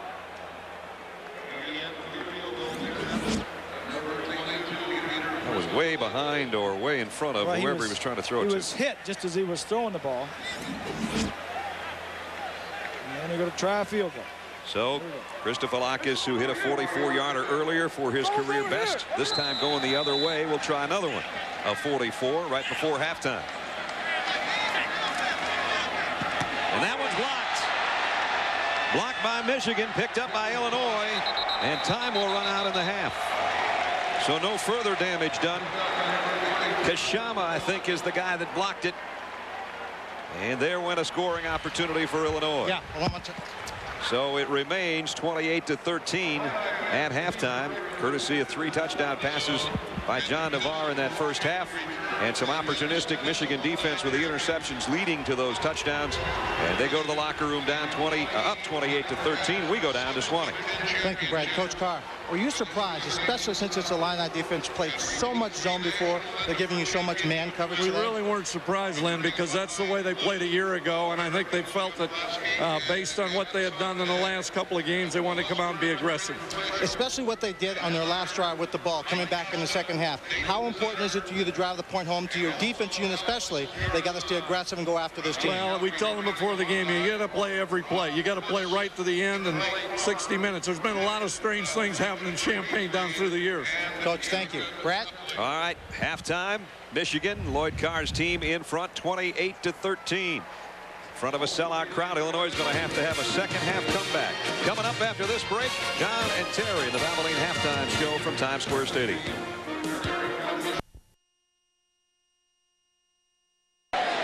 Virgil, and he got racked at the 15-yard line. Let's check in with Swanee. Well, Brad, head coach Ron Turner was very simple and direct when he talked about what he needed to do for the second half. Offensively, just not turn the ball over. He keeps turning the ball over, giving Michigan opportunities. And the other thing is on the defense. He says we've got to stop the crossing route. Now, I think one of the best ways to stop that crossing route with man coverage is that corner has got to come up and play the man tight. When you play him off, the cornerback gets rubbed off on all the traffic going across the middle. All right, we'll watch for that as Illinois drops the ball to open up the second half, and now Butcher gets what he can, which is about 4 yards. It'll be 2nd down and 6 as we take a look at our Pacific Life game summary in our first half statistically. And there you see both teams putting it up. 175 for Michigan, 198 for Illinois. Go to the bottom. There's where you got your story of the game: possessions and points off, turnovers and points off of the turnovers. You know, you can be the greatest quarterback in the land. If you turn the ball over, if you throw it up for grabs, you're helping the other team score points. I got 21 for my team, but I got 20 for you. Those 14 almost what our difference is. A 15-point ball game. Butcher goes out to Lloyd, trying to spin and holding on for dear life and doing a good job of it was Jeremy LeSueur. Out there on an island by himself, LeSueur. The thing about these Michigan DBs, they can make a tackle when they're out there. That's the second big stick he's made today. He had a big stick against Davis, the fullback. This time, not such a big hit, but he holds on and rips the shoe off Lloyd and says, "You're not going anywhere."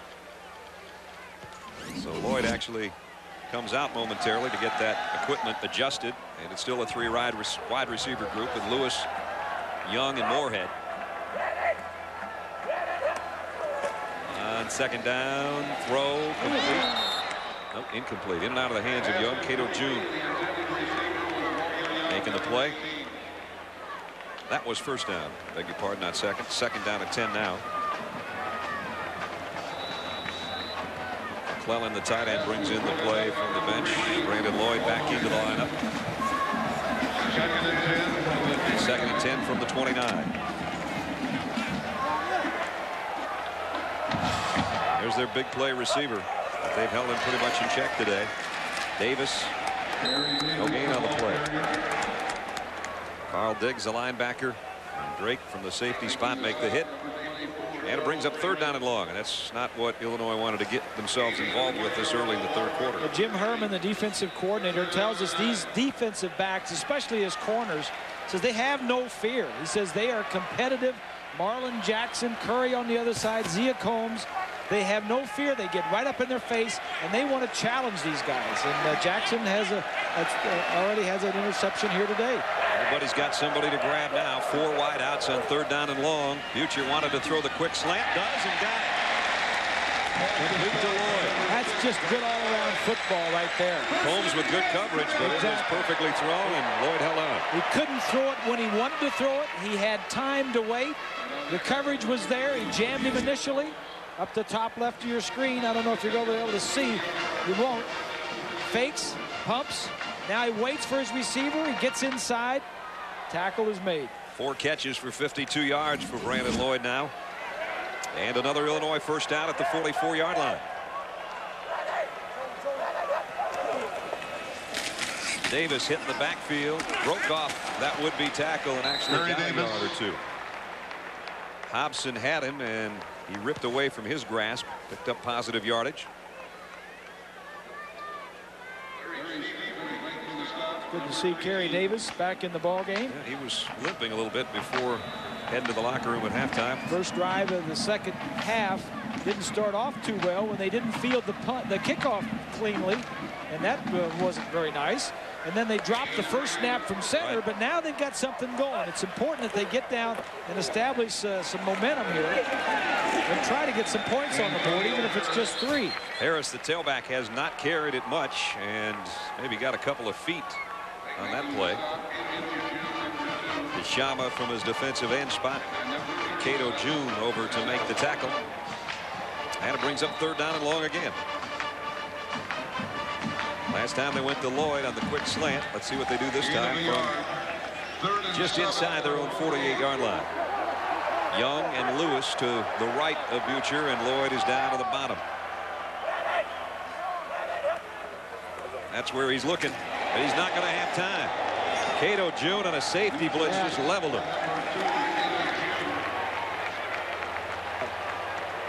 Yeah, he just, you know, Michigan is not going to just sit back and let you come down the field. Here he is on the outside. Cato June had 2 key sacks in this matchup against Illinois last year. And boy, he just put a hat. You know, Michigan does so much defensively. They disguise themselves so well. Menace to punt. Mile high. Nice kick. Way back and taken at the 4 by Curry. Gutsy move inside your own 10, and he goes down at about the 11. I think he thought he was in no man's land there. He felt he had to field that, or they might have had an opportunity to down it. June definitely down Butcher there. John Navarre has been handed some good field position from his defense today. This is not one of those situations. Their worst starting field position at their own 12-yard line. That's where Michigan will work following the punt. And they'll keep it on the ground to Perry. He's swarmed under at the 15-yard line. Carter is the first guy that got there, and then got help from his friends, including Sinclair. Michigan offensively, this is what I was talking about. Good field position. The fade to Bellamy in the corner with a touchdown. The quick slant in front of Eugene Wilson to Braylon Edwards, and then right down the seam and a great catch by Benny Jopru. Those are the 3 touchdowns today. I love that one. That was a pretty one. Yeah. Jopru caught the final touchdown. Pretty good numbers. 3 touchdowns, no interceptions for Navarre. Good first half. Remember, we kept saying that the rap on him was not playing well on the road. Today he is. But the Illini defense equal to the task here, and they're going to force a 3rd down and 5 coming up. Derek Strong made the tackle. In on the tackle, Derek Strong, 98. And I think what Illinois needs to do is mix it up a little bit. We said last week against San Jose State they played all zone. Now they're playing all man against Michigan, and they're just not even bothering to throw to their backs. They're just throwing to their wide receivers and the dropper. I think you need to mix some zone in there just to give a little doubt to the quarterback. There's your single coverage down here again. Wilson on. Well, here they come. Navarre quick over the middle to Jopru. And a penalty marker down. Let's see if there was motion. It would be a first down. See, there was no doubt in the quarterback's mind under the center what the coverage was. He says, I've got man coverage. They're going to blitz. I'm going to get back and throw this quickly to my tight end coming across. Makes him doubt in the quarterback's mind. Offside on a defense. It's declined. Penalty will be declined. Go to play. First down. So Jopru's catch will hold. And on 3rd down and 6, he got 10 yards. Jopru in the Notre Dame game had his best game ever. 7 catches for 80 yards. Today he's got 5 for 56 and a touchdown for big number 83. First down at the 26-yard line. As the shadows start to engulf the field here, the quick toss out to the 35, pitch and catch again. Ronald Bellamy. Bellamy a much bigger part of the Michigan offense today. Well, all the receivers are because there's no question who we're going to throw the ball to. We got single coverage. It's pitch and catch. There it is, top of the screen, little slant. Hall gets lets him get inside. When you're that close to the sideline, there's no way you should let the guy get inside. Take a hard inside, jam him, and then shove him out of bounds if he goes to the outside. Don't let him get inside. There's been a million slants today, that's for sure. That's what Swanley was talking about before, too. Nice play fake by Navarre. Pressure from behind, and down he goes. Yeah, it's a one-man route, and he was not open. And then John's got to realize, what am I going to do if he is covered? Because I only got one guy out. Right. What am I going to do? I'm going to throw it away immediately. I'm going to throw it short. I'm going to take off running. The second time Navarre's been sacked today. This one comes from Brian Schafering, the sophomore out of St. Louis, around the backside. There is nobody out but somebody down our left side. And when he's not open, you got to say, I'm going to throw it out of bounds or I'm going to run. You got to be ready for that. You got to expect that to be the way it is. Illinois still looking for an interception on this season. 3rd down here. Navarre down the middle. Perfect. Bell with a first down. Let's check in with John in New York. Florida against Kentucky, and the Gators' Rex Grossman is about 500 on touchdown passes to interception ratio, but he goes above it with that. 4 yards to Taylor Jacobs. And the Gators adding to their lead with about 8 minutes left in the 3rd quarter. They're up 19. I wonder Here it's Michigan up 15. Wonder how the hefty lefty's doing. He might have one touchdown. Yeah, That's he all only they got got. 7 points.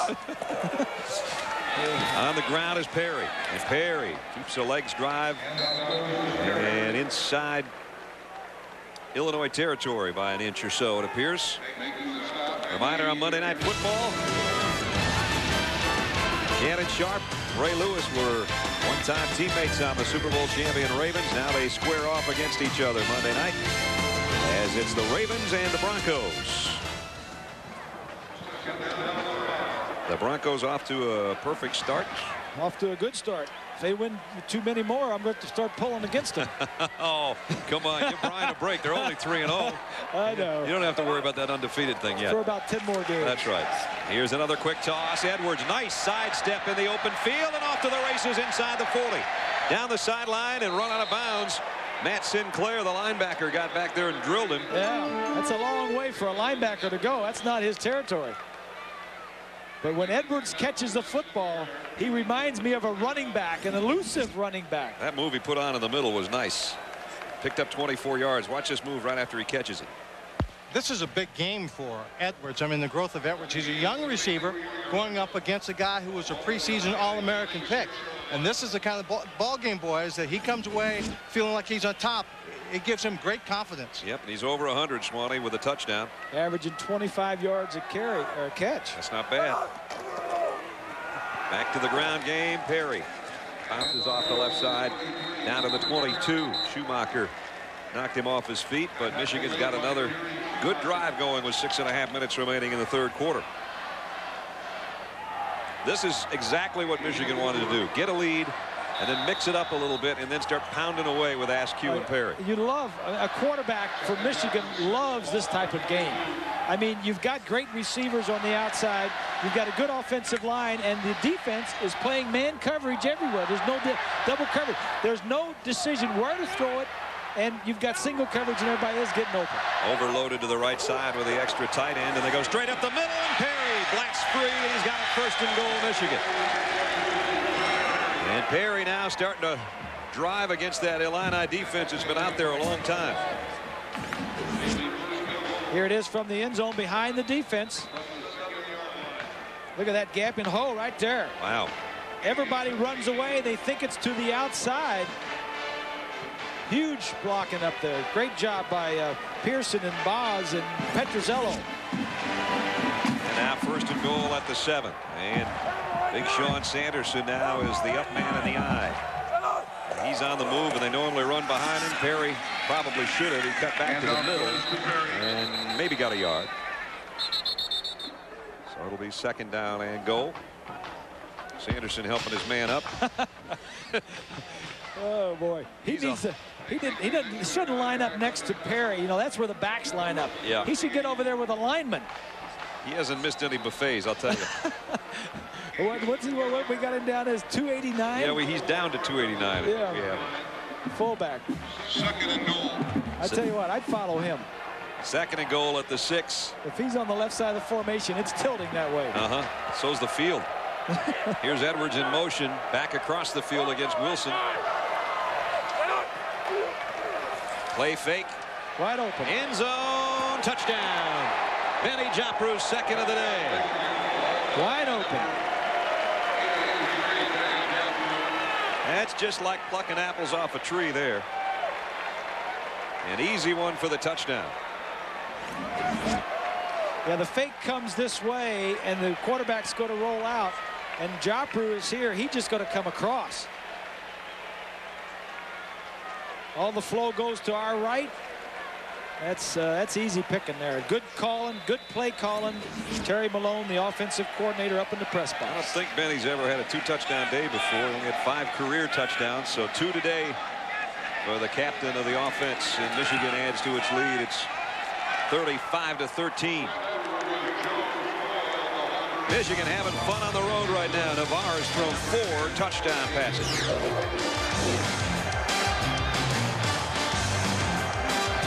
And he is a young fella that will readily admit that he probably never met a party he didn't like, and that caused him some off-the-field troubles in the springtime.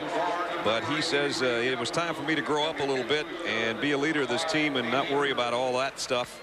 And Lloyd Carr has said he loves him like a son, and he said, I'm glad to see he's come around and become the leader that we expected him to be. And today he's the leader in the end zone, a couple of touchdowns. He said he was surprised that he was a captain. You know, he's a fifth-year player, and you usually give it to a senior. He said he overcame his problems, and now he's a captain. From the 3. Illinois' Virgil still on his feet all the way out to the 39. Nice run back.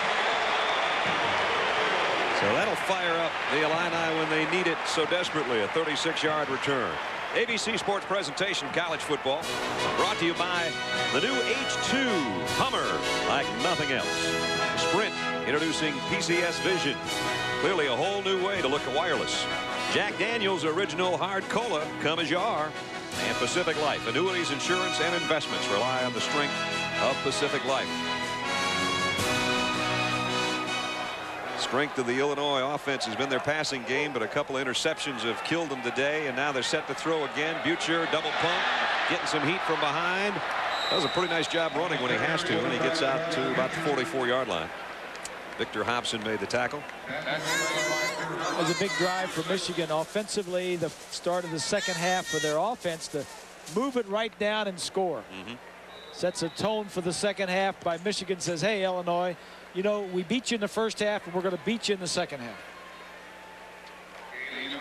And we've beaten you here every year since '83 that they've played here. That's the last time Illinois could win at home. That's the last time they went to a Rose Bowl in '83. Butcher throws, completes. Lewis makes the catch, gets tagged at about the 48-yard line as we go to New York and John Saunders. Brad, Texas has a pretty good 1-2 punch with Chris Sims throwing the ball and this guy, Cedric Benson, running the ball. Big hole right there, great stiff arm. And then watch the bottom right-hand corner. The big shift to the hips and gets the block in for the touchdown. And Texas leads Tulane 21-0. Brad. Boy, he is becoming a load. Benson. Well, you know, they're playing Tulane. Most teams are into conference play. Well, most conference play started. A couple of the conferences haven't. Here's Virgil, got the corner. Clipped off his pins by Zia Combs, but not before he got another first down. Here's a little guy that played so well against Arkansas State. He's starting to show up here at Memorial Stadium now. Trying to get Illinois back in this game. They were down only 14-13 at one time, but Michigan has scored all the points since then. And with 3:20 left in the third quarter, John Navarre with 4 touchdown passes today, and his defense with a fumble recovery and a couple interceptions has helped set up those scores. And it's Michigan in command, but Illinois trying to put a drive together here. Virgil stays in at the tailback spot from the 34 of Michigan on a first down. He'll get another carry and weaves his way down close to the 30-yard line. And Morris Virgil sat out last year as a partial qualifier. And young fella that bounced around in foster homes through his early childhood around the Chicago area, and finally his dad, now the guy is his dad, Lloyd Winston, came to the game against Arkansas State when he busted out for 131 yards and they were having a party. Afterwards, he said, I think I have to stop at the store on the way home. We're going to need more food. My kid just went over 100 yards rushing. The tailgate got a little bit bigger. Yeah. It was intended for Walter Young. And that pass tipped a little bit en route, so it's going to bring up third down. This is a big, big third down for Illinois. Illinois needs 7 points here. They need to get this ball into the end zone, and I think that if they don't make it here on third down, they'll go for it on fourth. Time is of the essence now, trailing by 22 with 2:41 left in this quarter. Terry Davis back in there, 4 wide out grouping on 3rd and 7 for John Butcher. The quick drop and the slant, Lloyd in and out of his hands, incomplete. Nice coverage from behind from Marcus Curry. Well, they tried the slant 2 plays in a row, and the Michigan defensive backs, their corners, are making the plays. 3 steps. I mean, this is a smart play. It's a good percentage play if you got a receiver that can beat that corner. Yep. You saw the ball change a little bit there. Somebody got a fingertip on it. Definitely changed the they're going for it. path. And as Bob said, they'll go on 4th down. 3 out of 7 on the year. They have to get to the 24-yard line. Future hit as he throws. They won't get anywhere after that hit. And there's Romashek from behind. And the big guy is going to put Michigan's offense back on the field. Change of possession with 2:34 to go 3rd quarter.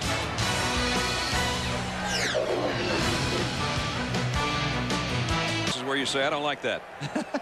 Here's Romashek, the guy in white, right here. Now, is this a great play or what? Watch the left tackle. Nobody blocks him. Nobody blocks him. He comes free. Now, was that a great play by Romashek, or was that a screw-up by the other 2 guys? I'd vote for that. On 4th down, when you need protection to throw a slant, and they don't come up with it. Almost lost their quarterback and a tackle all in one play. John Navarre has matched his career high throwing touchdown passes, 4 today. 3rd time in his career he's done that. And he keeps moving up the touchdown list at Michigan as well. As last week he passed Brian Griese. Today he's jumped over Tom Brady and Todd Collins. Number 4 spot. Yeah, that ain't bad. Okay, for a guy that's gotten criticized, he's probably gotten more criticism than any quarterback. Well, I don't know about that. You know, they all Michigan, get it. Yeah. You know. I mean, at Michigan, they kind of give him to him.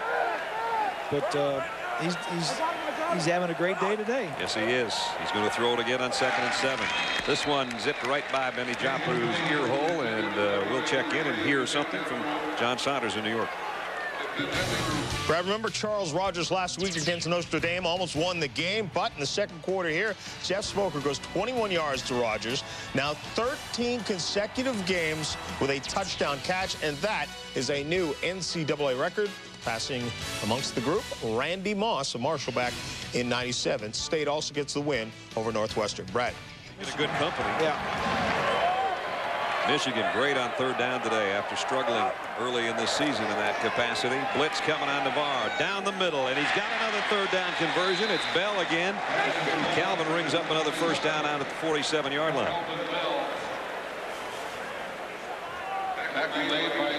Here again, it's just a one-minded. It's a one-minded defense where the linebackers are blitzing, and the receiver's going to come across the field in single coverage. Everybody's blitzing, everybody's run. Look at the. I mean, you got to change your defense up every now and then. You got to put some zones and some different kinds of. Put some indecision in the quarterback's mind. Braylon Edwards, the intended receiver that time. And incomplete with 1:24 to go in the 3rd. Tuesday, to raise kids, sometimes you have to be a kid yourself. Jim Belushi's definitely that. He's back in an all-new season of According to Jim. Tuesday at 8:30, 7:30 Central on ABC. Belushi, a big Bears fan, and probably an Illini fan as well. And both colors work in this stadium this year because the Bears are playing here while Soldier Field is being renovated. Bears have a game here not this Monday night, but a week from Monday. We'll have that for you on ABC. Here's a run by Askew. Jerry Schumacher made the tackle. And we talked to Ron Turner about having the Bears here, and he says for the most part it's been a plus. Having them around, it just kind of makes the kids more fired up because they know they're sharing a locker room with that guy. I know gives you nightmares still. It's been a long time. How about is he the most intimidating guy you ever faced? Every time I see that picture, I think of when I came up as a rookie and got behind my right guard. Instead of the center. Instead of the center, I landed my right guard and I put my hands under what I thought was my center, and he said, "What you doing, rookie?" Butkus had a tendency to do that to people. Oh, yes. Japaru again on a catch, and a beauty again down to the 35. Japaru turning into a big-time player here in the Michigan offense.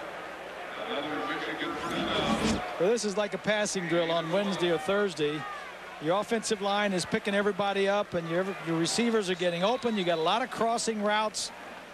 So crossing routes are easy. They're coming right over the center of the formation, and it's not a long throw for John Navarre, and he's got great numbers. And Benny, with that catch I mentioned earlier, his career best prior to this game was Notre Dame, 7 catches for 80 yards. He's got 7 catches today. 2 of them are touchdowns. On a counter, Perry, ooh, he's met in the hole. Schumacher is the guy that let him have it, number 42, who idolizes Dick Butkus, as many middle linebackers in college and pros have done over the years. And the third quarter comes to a close. The Illini still trailing. 35-13, Michigan leads. An ABC Sports presentation of college football will return after this message and a word from our ABC stations.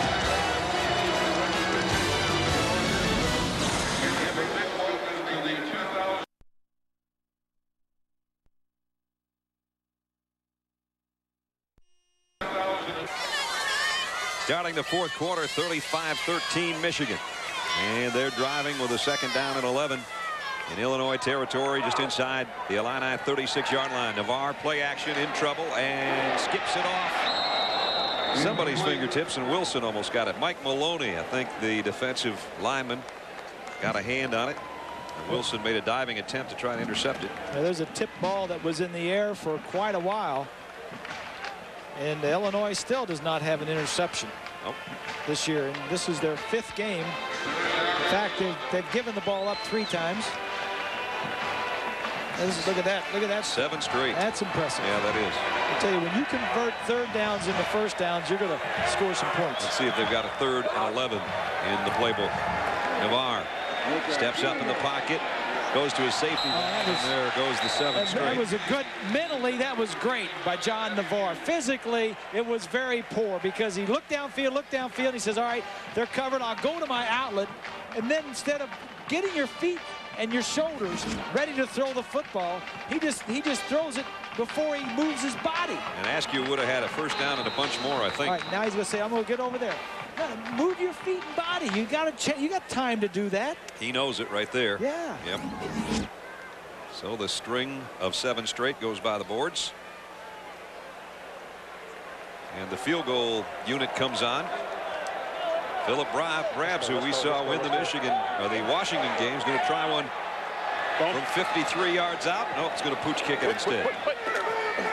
And a nice one it is. Oh, boy. Down inside the 5. You can't do it any better. Oh, is that any better? Any good? Oh, boy. Down at the 1-yard line. And the holder got down there to get it, didn't he? That's great.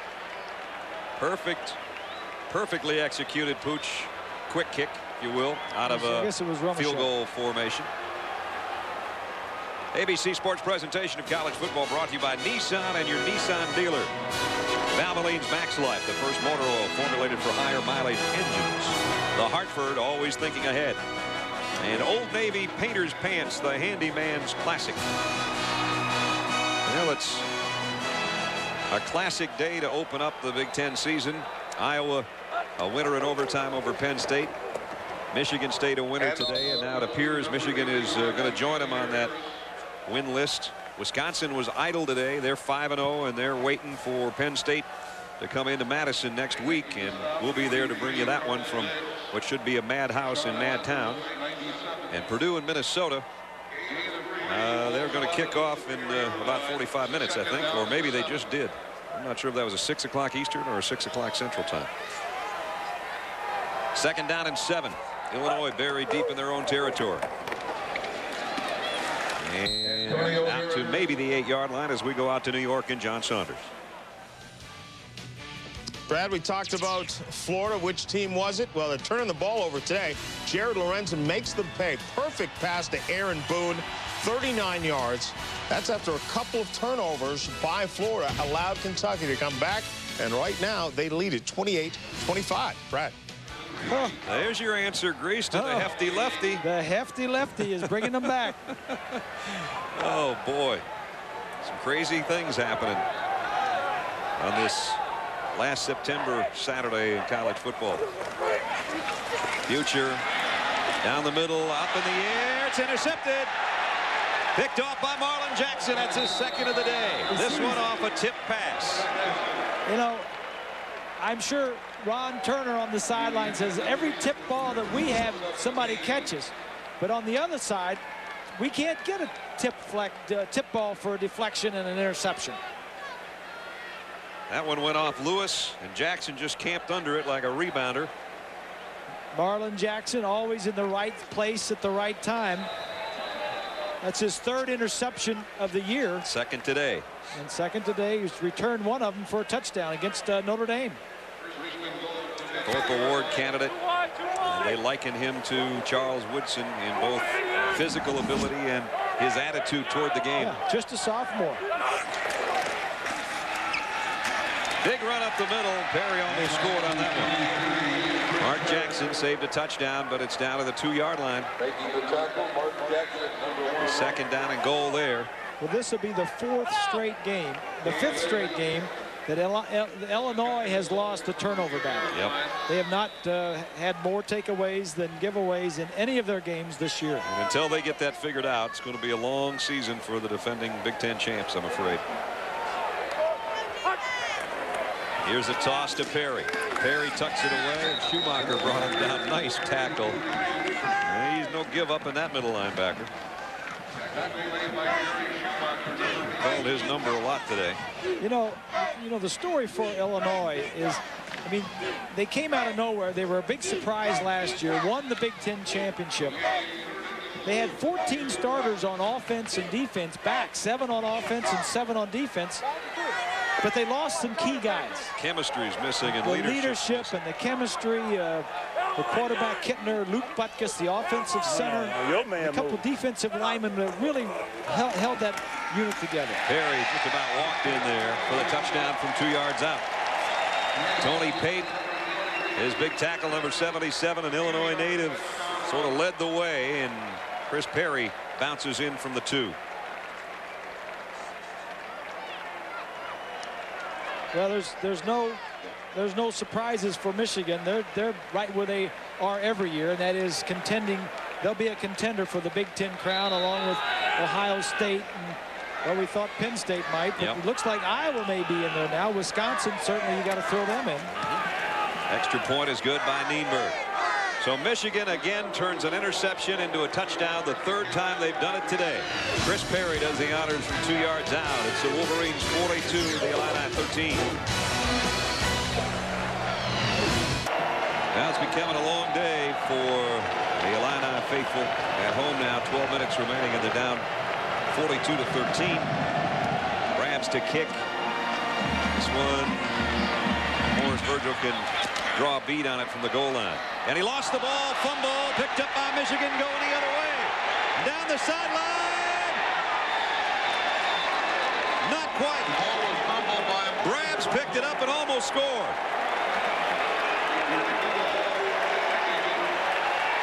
Got to the 1. Philip Brabs, who kicked off, almost scored a touchdown. Brabs was the guy. Well, let's take a look at the fumble first. Virgil's going to hit it right up inside. That's Woods, 99, that gets his arm in there, knocks it out. Brabs was the punter the last time they had the ball that got him down to the 1 yard line. He's down to the 1 again. Wow. And Bob, he got down there, and for a split second, I'm standing right next to him. It looks like he's going to take that ball and stretch it out over the end zone like a running back. Then he saw that big guy coming over and says, well, I better pull this one back. Underwood in at tailback now. 1st and goal, Michigan. He gets the carry. Doesn't get the end zone. Ryan Schaefering made the tackle. So Michigan, it appears, is going to score as many points on Illinois this year as they did last season when they won 45-20. It's been a tough year for Brabs. Had that game-winning field goal against Washington. Now he's been 3 of 11 for the season on the field goal, so he's lost the job. Here's Bracken on a toss sweep. Nice open field tackle. Eugene Wilson, the cornerback. And it's 3rd and goal, and Michigan's backing up. So the Illini defense much maligned, and they will be further, I'm sure, after allowing this many points. But remember, 3 interceptions gave Michigan great field position from which to get those touchdowns. So you can't completely blame the defense. Yeah, you're right. But the defense, the defense has had 3 takeaways in 5 games now. And the offense has given it away 13 times. You can't be minus 10. You can't do that. You just can't do that. 3 receivers now for Navarre. Let's see if he throws a 5th touchdown pass. He'll try for it. Down the middle. Joppru right through his hands. That one had some steam on it, and Benny couldn't hold it. Well, he wasn't the primary target, but he looked a couple other places, and he came back to Benny and says, hey, you're either going to catch this on your fingertips or it's going in the second deck. That's right. Second row of the bleachers. So now Nienberg comes in to try the field goal of 21 yards to make it that exact same 45 points of a year ago. And then should Illinois come down and score a touchdown, we'd have the same score we had last year. Nienberg from one of the right hash marks. There's so many hash marks out here because of the Bears and the college team being here. I can't tell which is which. But at any rate, he knew what he was doing. He knocked it through. 10 minutes, 27 seconds remaining in the ball game. And all Michigan right now, 45-13. Orange Bowl we did last year. Kind of have a breakout game there. Yes. I decided to stay in school.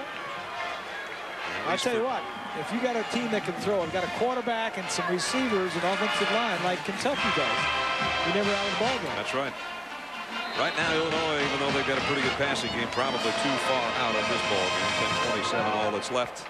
And Michigan has all the turnovers and have had the things going their way today. And this will get them out of their doldrums after a loss to Notre Dame and then a close scare against Utah to go on the road and open the Big Ten season in this kind of fashion. Fielding the ball, number 20, Morris Frederick. Bringing it out to the 20, first and 10. Brabs down there on the kickoff as we take a look at our Pacific Life game summary. We don't often get to have Pacific Life game summary be our kicker. Look at Brabs. They look like they're going to attempt a field goal. He pooch punts. This thing goes down to the 1 yard line. He says, you know what? I kind of like that 1 yard line. So Virgil fumbles and Brabs says, here we go. And Swally said, I'm going to stretch it out now. I'm going to get to the 1 yard line. So he gave his offense the ball on the 1 yard line and they scored, and they scored on the other one. That's too. right. That's right. He's becoming a huge offensive weapon here for Michigan.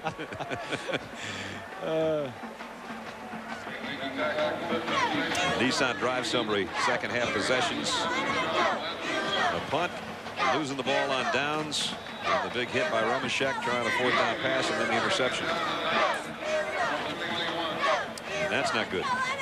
Second down and a long 9 coming up for Illinois. 9:50 remaining in the ball game.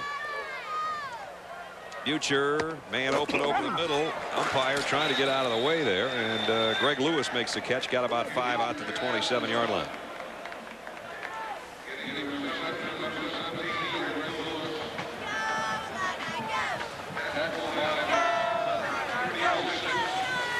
Third down and 4 coming up. Illinois trying to fight their way down the field. They have not scored since it was 14-13. We had 3 lead changes at that point, and all Michigan ever since. Brandon Lloyd makes the catch. I think he got the first down. Right in front of LeSueur, who's had a good game from the secondary for Michigan, and their remaining schedule. Well, the thing I look at is where they have to go, and they have to go at Purdue and at Minnesota, and they get Penn State at home, they get Iowa at home, Michigan State they get at home this year. Wisconsin. And Wisconsin. Yep. They don't play Indiana and Northwestern, so probably 2 of the weaker teams in the conference they don't even play. Butcher, plenty of time, and now he has to take off. Good coverage in the secondary by Michigan. Butcher, whoa, there's a nice block. Got his quarterback a first down. It was Greg Lewis coming back from his wide receiver post, and he put a licking on somebody out there. Nice block. So we'll be in Wisconsin next week.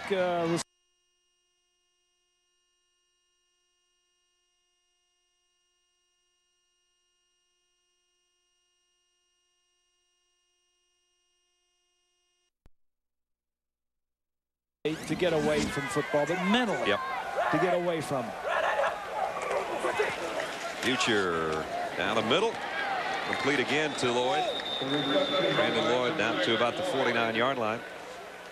Well, Wisconsin, while they waited for Lee Evans, their injured All-American wide receiver, to come back from a knee injury. Some of the young receivers have gotten better. They've got Smith now behind Anthony Davis, who's become a pretty dependable backup running back and a threat in his own right. So Their offense got a little bit better with some key guys out, and so we'll see how they do against the Nittany Lions. We're going to be stinging from that overtime loss today. Their non-conference schedule was not the toughest. Nope. But Barry says 5-0 is 5-0. That's right.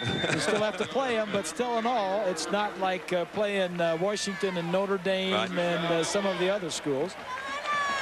But he did play a couple of tough schools in there, and he's got through it, without a loss.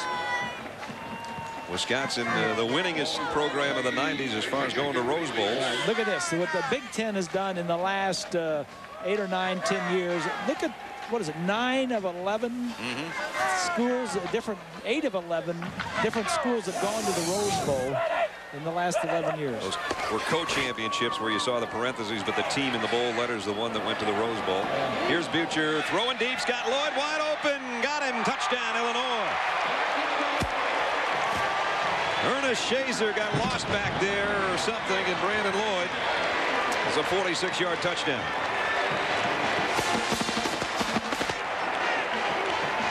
This is why you never give up. You just keep playing.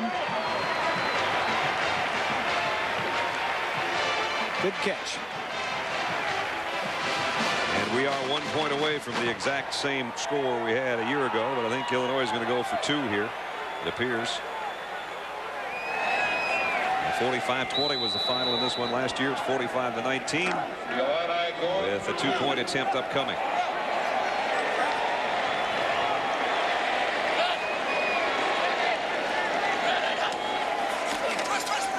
Butcher trying to loft it to the back of the end zone. He got it to Walter Young, the big 6'5" receiver, for the 2-point conversion.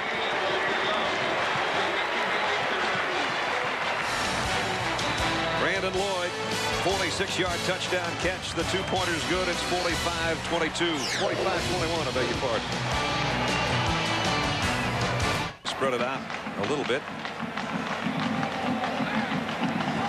Gackman to kick off. Or to squib one. He's going to go ahead and kick deep. And over everybody's head, Chris Perry watches it sail out of the back of the end zone.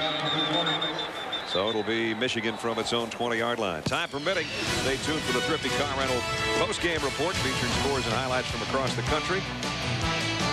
John and Terry bring you up to date on Iowa State, Nebraska. Show you the overtime thriller from Happy Valley. Florida and Kentucky still going on in a tight game in the SEC. All that and more on the Thrifty post-game report, time permitting. Spencer Britton is the new quarterback coming in. John Navarre's day is done, and it was one of his best ever, as Navarre had 4 touchdown passes and was just within 1 completion of his biggest career day yardage-wise. Now Michigan with the ground game, but just try to ice this thing away. Tim Bracken tackled by Travis Williams. There's John Navarre. So John can say, you know what? Quit saying I can't play on the road. Good day by John Navarre. Brought him in and won the first game out of the chute for the Big Ten title. Talked about it in the opening, and Michigan's out of the box. They're on the road. You got to win on the road in the Big Ten, and they did. Here's Bracken again. Tim Bracken weaving his way for a first down out across the 35-yard line. It's a good opportunity for Carr to give Spencer Britton an opportunity to get in play in case something would happen to Navarre. He needs to let him go ahead and throw the football around a little bit, get some reads in there. Let him play. Out to the 37-yard line.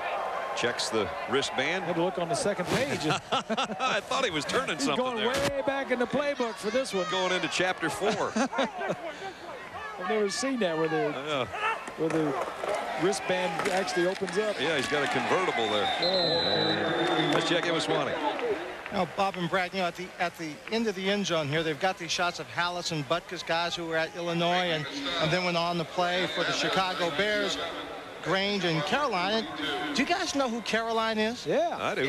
I mean, there are a whole bunch of people who didn't know who he was. J.C. Caroline, who was an All-American here in 1953, retired from the Bears in 65. When he played, first pass that Johnny Unitas ever threw in the ball game, he picked it off, ran for a touchdown, broke all of Red Grange's records, and when Leroy Neiman began to paint, this was one of his early subjects. That's right. That's right. One of the first paintings. J.C. Carolina came out of Columbia, South Carolina. And at that point, coming up to play at Michigan. And as Swanee said, broke Red Grange's single-season rushing marks. Went on to be an All-Pro several years with the Chicago Bears. So the loyalty, the excellence, the pride, and the tradition. And it's quite a setting when you look at some of those guys that are up on that board down there by the end zone scoreboard. Bears will be here this year, and I guess for a couple of the preseason games next year. That's if everything goes as planned at Soldier Field.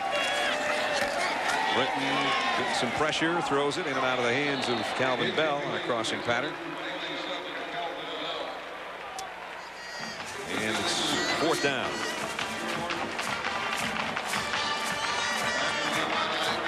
So for the first time in a long time, Finley's got to come out to punt. He was a busy punter early in this game. And then Michigan got its offense rolling. And he hasn't had to take the field for a while. Eugene Wilson back as a punt returner. Finley, nice kick. Both punters have done a nice job today. Wilson from the 13. And Wilson swarmed under at the 15. Nice coverage. Shazer got down there to make the tackle. A lot of things going on in sports. Leon Hart, a Heisman Trophy winner in '49 from Notre Dame. Helped win 3 national titles. Passed away this week. He was 73. And he played on 3 NFL championship teams in 8 years with the Lions in the 50s. The last lineman to win the Heisman Trophy, and a great guy and a great player, and obviously a big loss to football. And Swanee's teammate Mike Webster also passed away this week. And you had that to Johnny Unitas a couple of weeks ago. You know, we lost too many good guys lately, haven't we? Yeah, we sure have. And go ahead. Condolences go out to Webby and his family. Obviously, Swanee was there along with all his teammates from 4 Super Bowls. And Swanee, I know it was a touching ceremony the other day. Played against Webby when he was at Pittsburgh, and then played with him in a lot of the Pro Bowl games, and he was my center. And you know, you just have an affection and a remembrance of anybody that you line up and put your hands under their butt. You know, the bigger something about that, the bigger their butt, the more confidence you have. You know, Webby was a good guy. And Bradshaw said as much about Mike Webster during his funeral service, and talked about the great player that Mike Webster was. He and I were drafted to the Steelers in 1974, and we're roommates for about a year. I know that everyone in Pittsburgh will miss Mike Webster because he was one of the cornerstone players of so many successful years, but he was just a great human being. Swanee, was it true that he actually called some of the short yardage and goal line plays? Oh, absolutely. And Bradshaw at the service got up there and says, you know, I'm going to have to admit it, that when he called the plays, I listened and I repeated the number. Yeah. But you know that, Bob. There are just some players, regardless of whether they're in the huddle or on the sideline, that you know you can trust their judgment under any circumstance. You know, we had Larry Little and Jim Langer and some of the who made the Hall of Fame, and I wouldn't ask him for a play, but I would ask him. I wouldn't have him call the play, but I would say, you know, you got anything? Can you run something? But that's the difference, Bob. You would ask him. They would just tell Bradshaw. Oh. Yeah. Here comes a punt. Minnis wobbly kick this time. Fair catch taken by Marcus Curry. And Michigan's got it back with 5 minutes left in the ball game and a commanding 45-21 lead. In Champaign, Illinois. You work so hard all week, and you know there's so very few times when you have a blowout that you can really enjoy the sideline and let some of these other guys, let your backups get in and play a little bit. Right, like Brenton and like Underwood right here. They work just as hard as you do during the week. And Underwood drags the pile with him. Winston Taylor in on the stop. So Michigan, look at that taste out of their mouth. They've been getting hammered by all the media around that part of the state with the talk shows and all of that. Notre Dame lost, and then a 10-7 game against Utah, and everybody's saying what's going wrong, and now all of a sudden it's 45-21. Well, Michigan, you know, they come and they go. I mean, they ran into a tough game at home against Utah. This will do a lot for their confidence offensively, and especially for John Navarre going on the road. He'd been hearing all this stuff about 4-4 on the road, 11-1 at home. They're winning a big game in Illinois. first game of the year out of the box. It would give him confidence in the offense. You know, and Benny Jopru, who I have a feeling is going to be our Chevy player of the game today. Heck of a ball game for him, and he's becoming a bigger and bigger part of this offense. Well, the Michigan have always used their tight ends.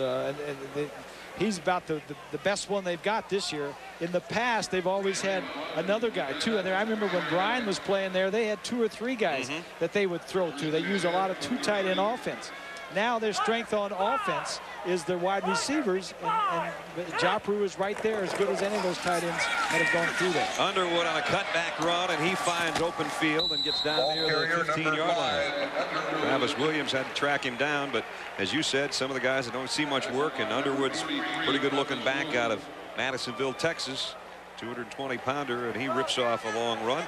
And it's another Michigan first down. Don't forget, next Saturday, we've talked about it. Nittany Lions of Penn State suffering an overtime loss today. They'll be angry about that. And the Wisconsin Badgers had the week off. They're at home at Camp Randall next week. That's where we will be.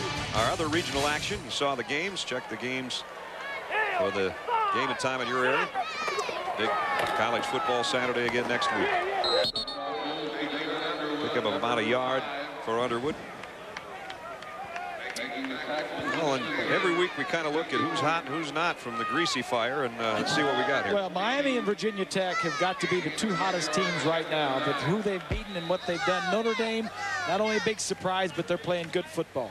Iowa State beating Nebraska today. Air Force is undefeated. Wisconsin at 5-0. Louisville is a hot team after beating Florida State on Thursday night. There's some teams that are undefeated that aren't on there because they haven't played anybody. They haven't played anybody. I mean, and some of them that are on there that barely got on there. There's a fumble at the end of the play. Let's see if it was blown dead or not. Underwood coughed it up. I think they're going to bring it. Well, maybe not. Nope, they say Illinois ball.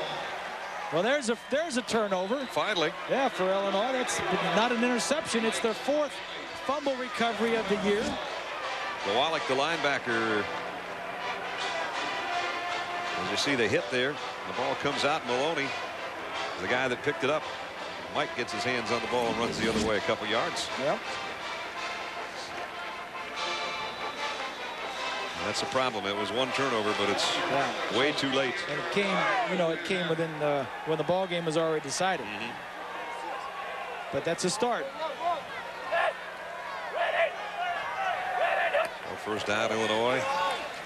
Future pumped over the middle and good coverage, so he has to take a whack there as he runs it up. Maybe a gain of 2. So if those guys you were talking about were hot, who's not, Bob Greasy? That's a question. Florida State's got to be a team that they barely beat Iowa State, and now they lost a game. So Florida State, Tennessee losing to Florida. Michigan State is still kind of shaky to me. Washington State lost to Ohio State and lost their quarterback. Same thing with Colorado. They lost their quarterback and they lost a couple games. Nebraska losing today. Those are the knots. Those are the knots. So hot. Almost picked off again by Michigan. Just under 2 minutes left in the ball game. Coming up tonight, a couple of the good teams from the SEC West will have at it. Tyler Watts and the Crimson Tide visit Matt Jones in Arkansas. It's the Razorbacks and the Tide on College Football Saturday, presented by the U.S. Postal Service.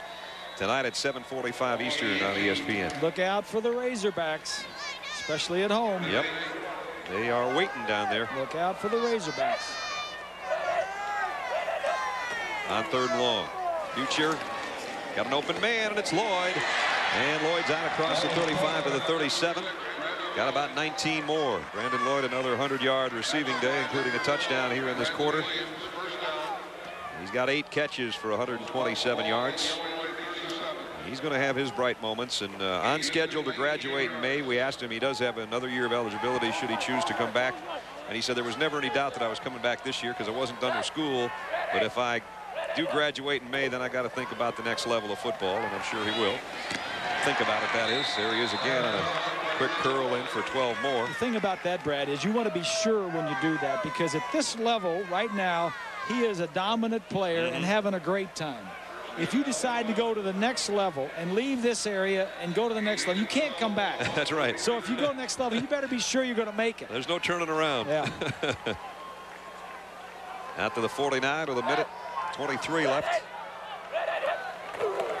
Future still slinging it. And with some time, open man. Who else? Guy we just talked about. It's been a Brandon Lloyd drive and series here. And another Illinois first down. Pick up a 15 more. So he's way over the 100-yard mark now. Well, Illinois just needs to the thing that I mean, they were playing well. This was a close game, but the thing that turned the tide in the first half were the turnovers, the tip balls for interceptions and the fumbles. Michigan went down and scored and built up a big lead. Offensively, it's nice to be able to move the ball. Davis had a fumble on a run very similar to this. Yep. And Butcher had a couple of interceptions. You just can't turn the ball over. So their numbers offensively are going to look good again, but then you get down in that column that Bob's talking about with the TOs, and that's the difference by far in the ball game. 525 yards after over 600 last week and still not winning ball games. So that looks good in the back pages of your media guide about 20 years from now, but it's not a win. And Butcher's exactly at 50%, 24 of 48 right now. And now he's 25 of 49. Down to the 5-yard line. That's Greg Lewis. He's had a busy day. And first and goal now for Illinois.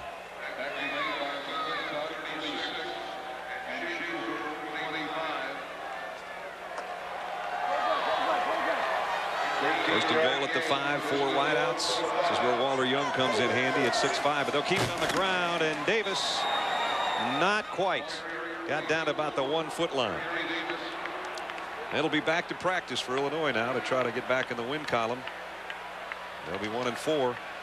But you were doing a promo for the practice. I was gonna, but that hint just went right over everybody's head except mine and yours. The practice is on Sunday night is what I was going to tell you.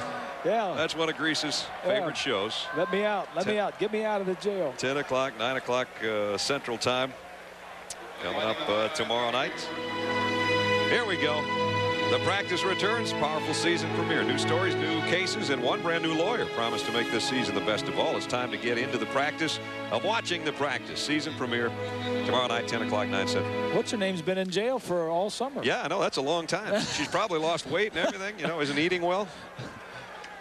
Did you say a new lawyer? It's a new lawyer. All right. Yeah, we'll have to wait and see. New face. Yeah. There's Benny Japaru. He's one of our Chevrolet players of the game. I told you he had a good shot at that. And Brandon Lloyd, a big game receiving, but not enough for Illinois to come out with a victory. In recognition of their efforts, Chevrolet will make a $1,000 contribution to each university's general scholarship fund. Benny had a career high-tying 7 catches, 74 yards and 2 touchdowns. And Brandon's at 156 on 10 catches right now.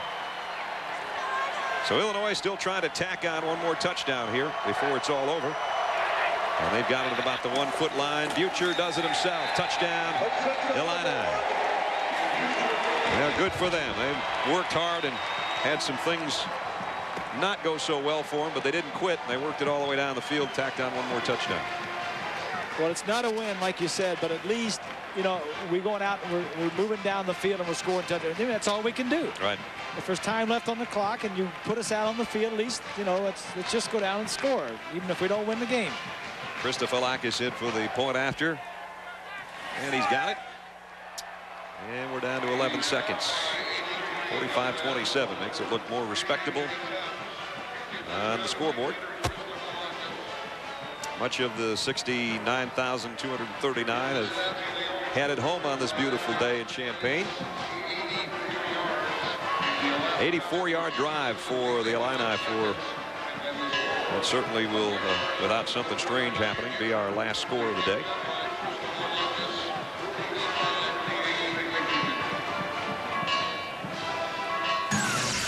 Illinois, we said, over 600 yards last week against San Jose State. And Butcher threw 4 touchdown passes for the second week in a row. A couple of 100-yard receivers, but that was a loss. 38-35, and this is going to be much the same, 45-28, with similar numbers offensively. There's the 3 turnovers last week. That was the good you just saw. This is the bad. Yeah. The 3 turnovers, but 0 takeaways. 2 roughing the kicker penalties after the defense had stopped San Jose State 3 and out. Back-to-back plays. Oh, yes, at the beginning of the game. Gee. And those will make a head coach start to turn gray a little bit on the side, but Ron Turner's done a good job. Yes, he has. He's been here for 5 or 6 years. They, out of nowhere, they won the Big Ten championship last year. Just need to get these takeaways eliminated. The onside kick is still loose. I think Michigan covered it right about at the 49-yard line. Still a big scramble going on, but it appeared that they had it, but maybe not. Now we don't need this, fellas. There's not much time left in this game. Well, keep the cameras rolling, and we'll see who's doing the pushing and shoving. I think Julius Curry's got the ball on the bottom. There he is, 26. So he's intercepted a pass. He tipped another one that got intercepted. He recovered a fumble, and he just, on the good hands team, recovered the onside kick. So it was another good day for Julius Curry, and a penalty marker down with 8 seconds remaining. Michigan only 1 turnover and only 2 penalties today, and that all adds up to what normally would be a season high in scoring, and that is the case as well. After the play was over, dead ball, personal foul on the kickers, 15-yard penalty. Did you say 2 penalties? First 2 down. penalties. 1 turnover, 2 penalties. That's taking care of it pretty good. That's it. That's taking care of it. So the personal foul and the walk-off against Illinois. And one would assume that Britain's going to take a knee, and that's going to be it from Champaign. So Michigan off to a good start. 107th Big Ten season, and 3rd straight year they've met Illinois in the Big Ten opener. And they're going to win another one here on the final play of the ball game. Taken inside by Tim Bracken, and that's it. As Lloyd Carr's team goes to 4-1, Illinois drops another one and drops to 1-4. So Michigan heads home with a big victory on the road. And Ron Turner and Lloyd Carr shake hands as the winning coach heads over to Lynn Swann. Swanee? Oh, Brad, I'm with John Navarre. John, playing on the road is always tough, but this had to be one of your best ball games. How'd you stay so relaxed out there? You know, we had a great week of practice, and I knew, you know, you had confidence with a great week of practice. You can come out and just do what you practiced and do what you can control and run the offense, and that's what worked out today. Your tight end and Braylon Edwards seemed to come to life in this ball game. Oh, yeah. You know, they're good athletes. They had a rough time covering them. We're going to take advantage of that. Congratulations. Great ball game. We'll talk to you later. All right. Brad? John Navarre on the road, 4 touchdown passes. He's done that more than once in his career. Not many Michigan quarterbacks have done that. So the Wolverines, their flag flies high with a 45-28 victory on the road against the Fighting Illini, the defending champions of the Big Ten from Illinois. Illinois got to go back to the drawing board, and Michigan can go home with a victory. Once again, our final score, 45-28. ABC Sports is online at ESPN.com. Keyword ABC Sports. Don't forget, tomorrow it's the U.S. Grand Prix live from Indianapolis Motor Speedway at 1:30 Eastern Time. Join us for that. And then on Monday, it's the Broncos and the Ravens on ABC's Monday Night Football. 45-28 is the final. For Bob Greasy, Lynn Swann, and our entire ABC crew, Brad Nessler from Champaign, Illinois.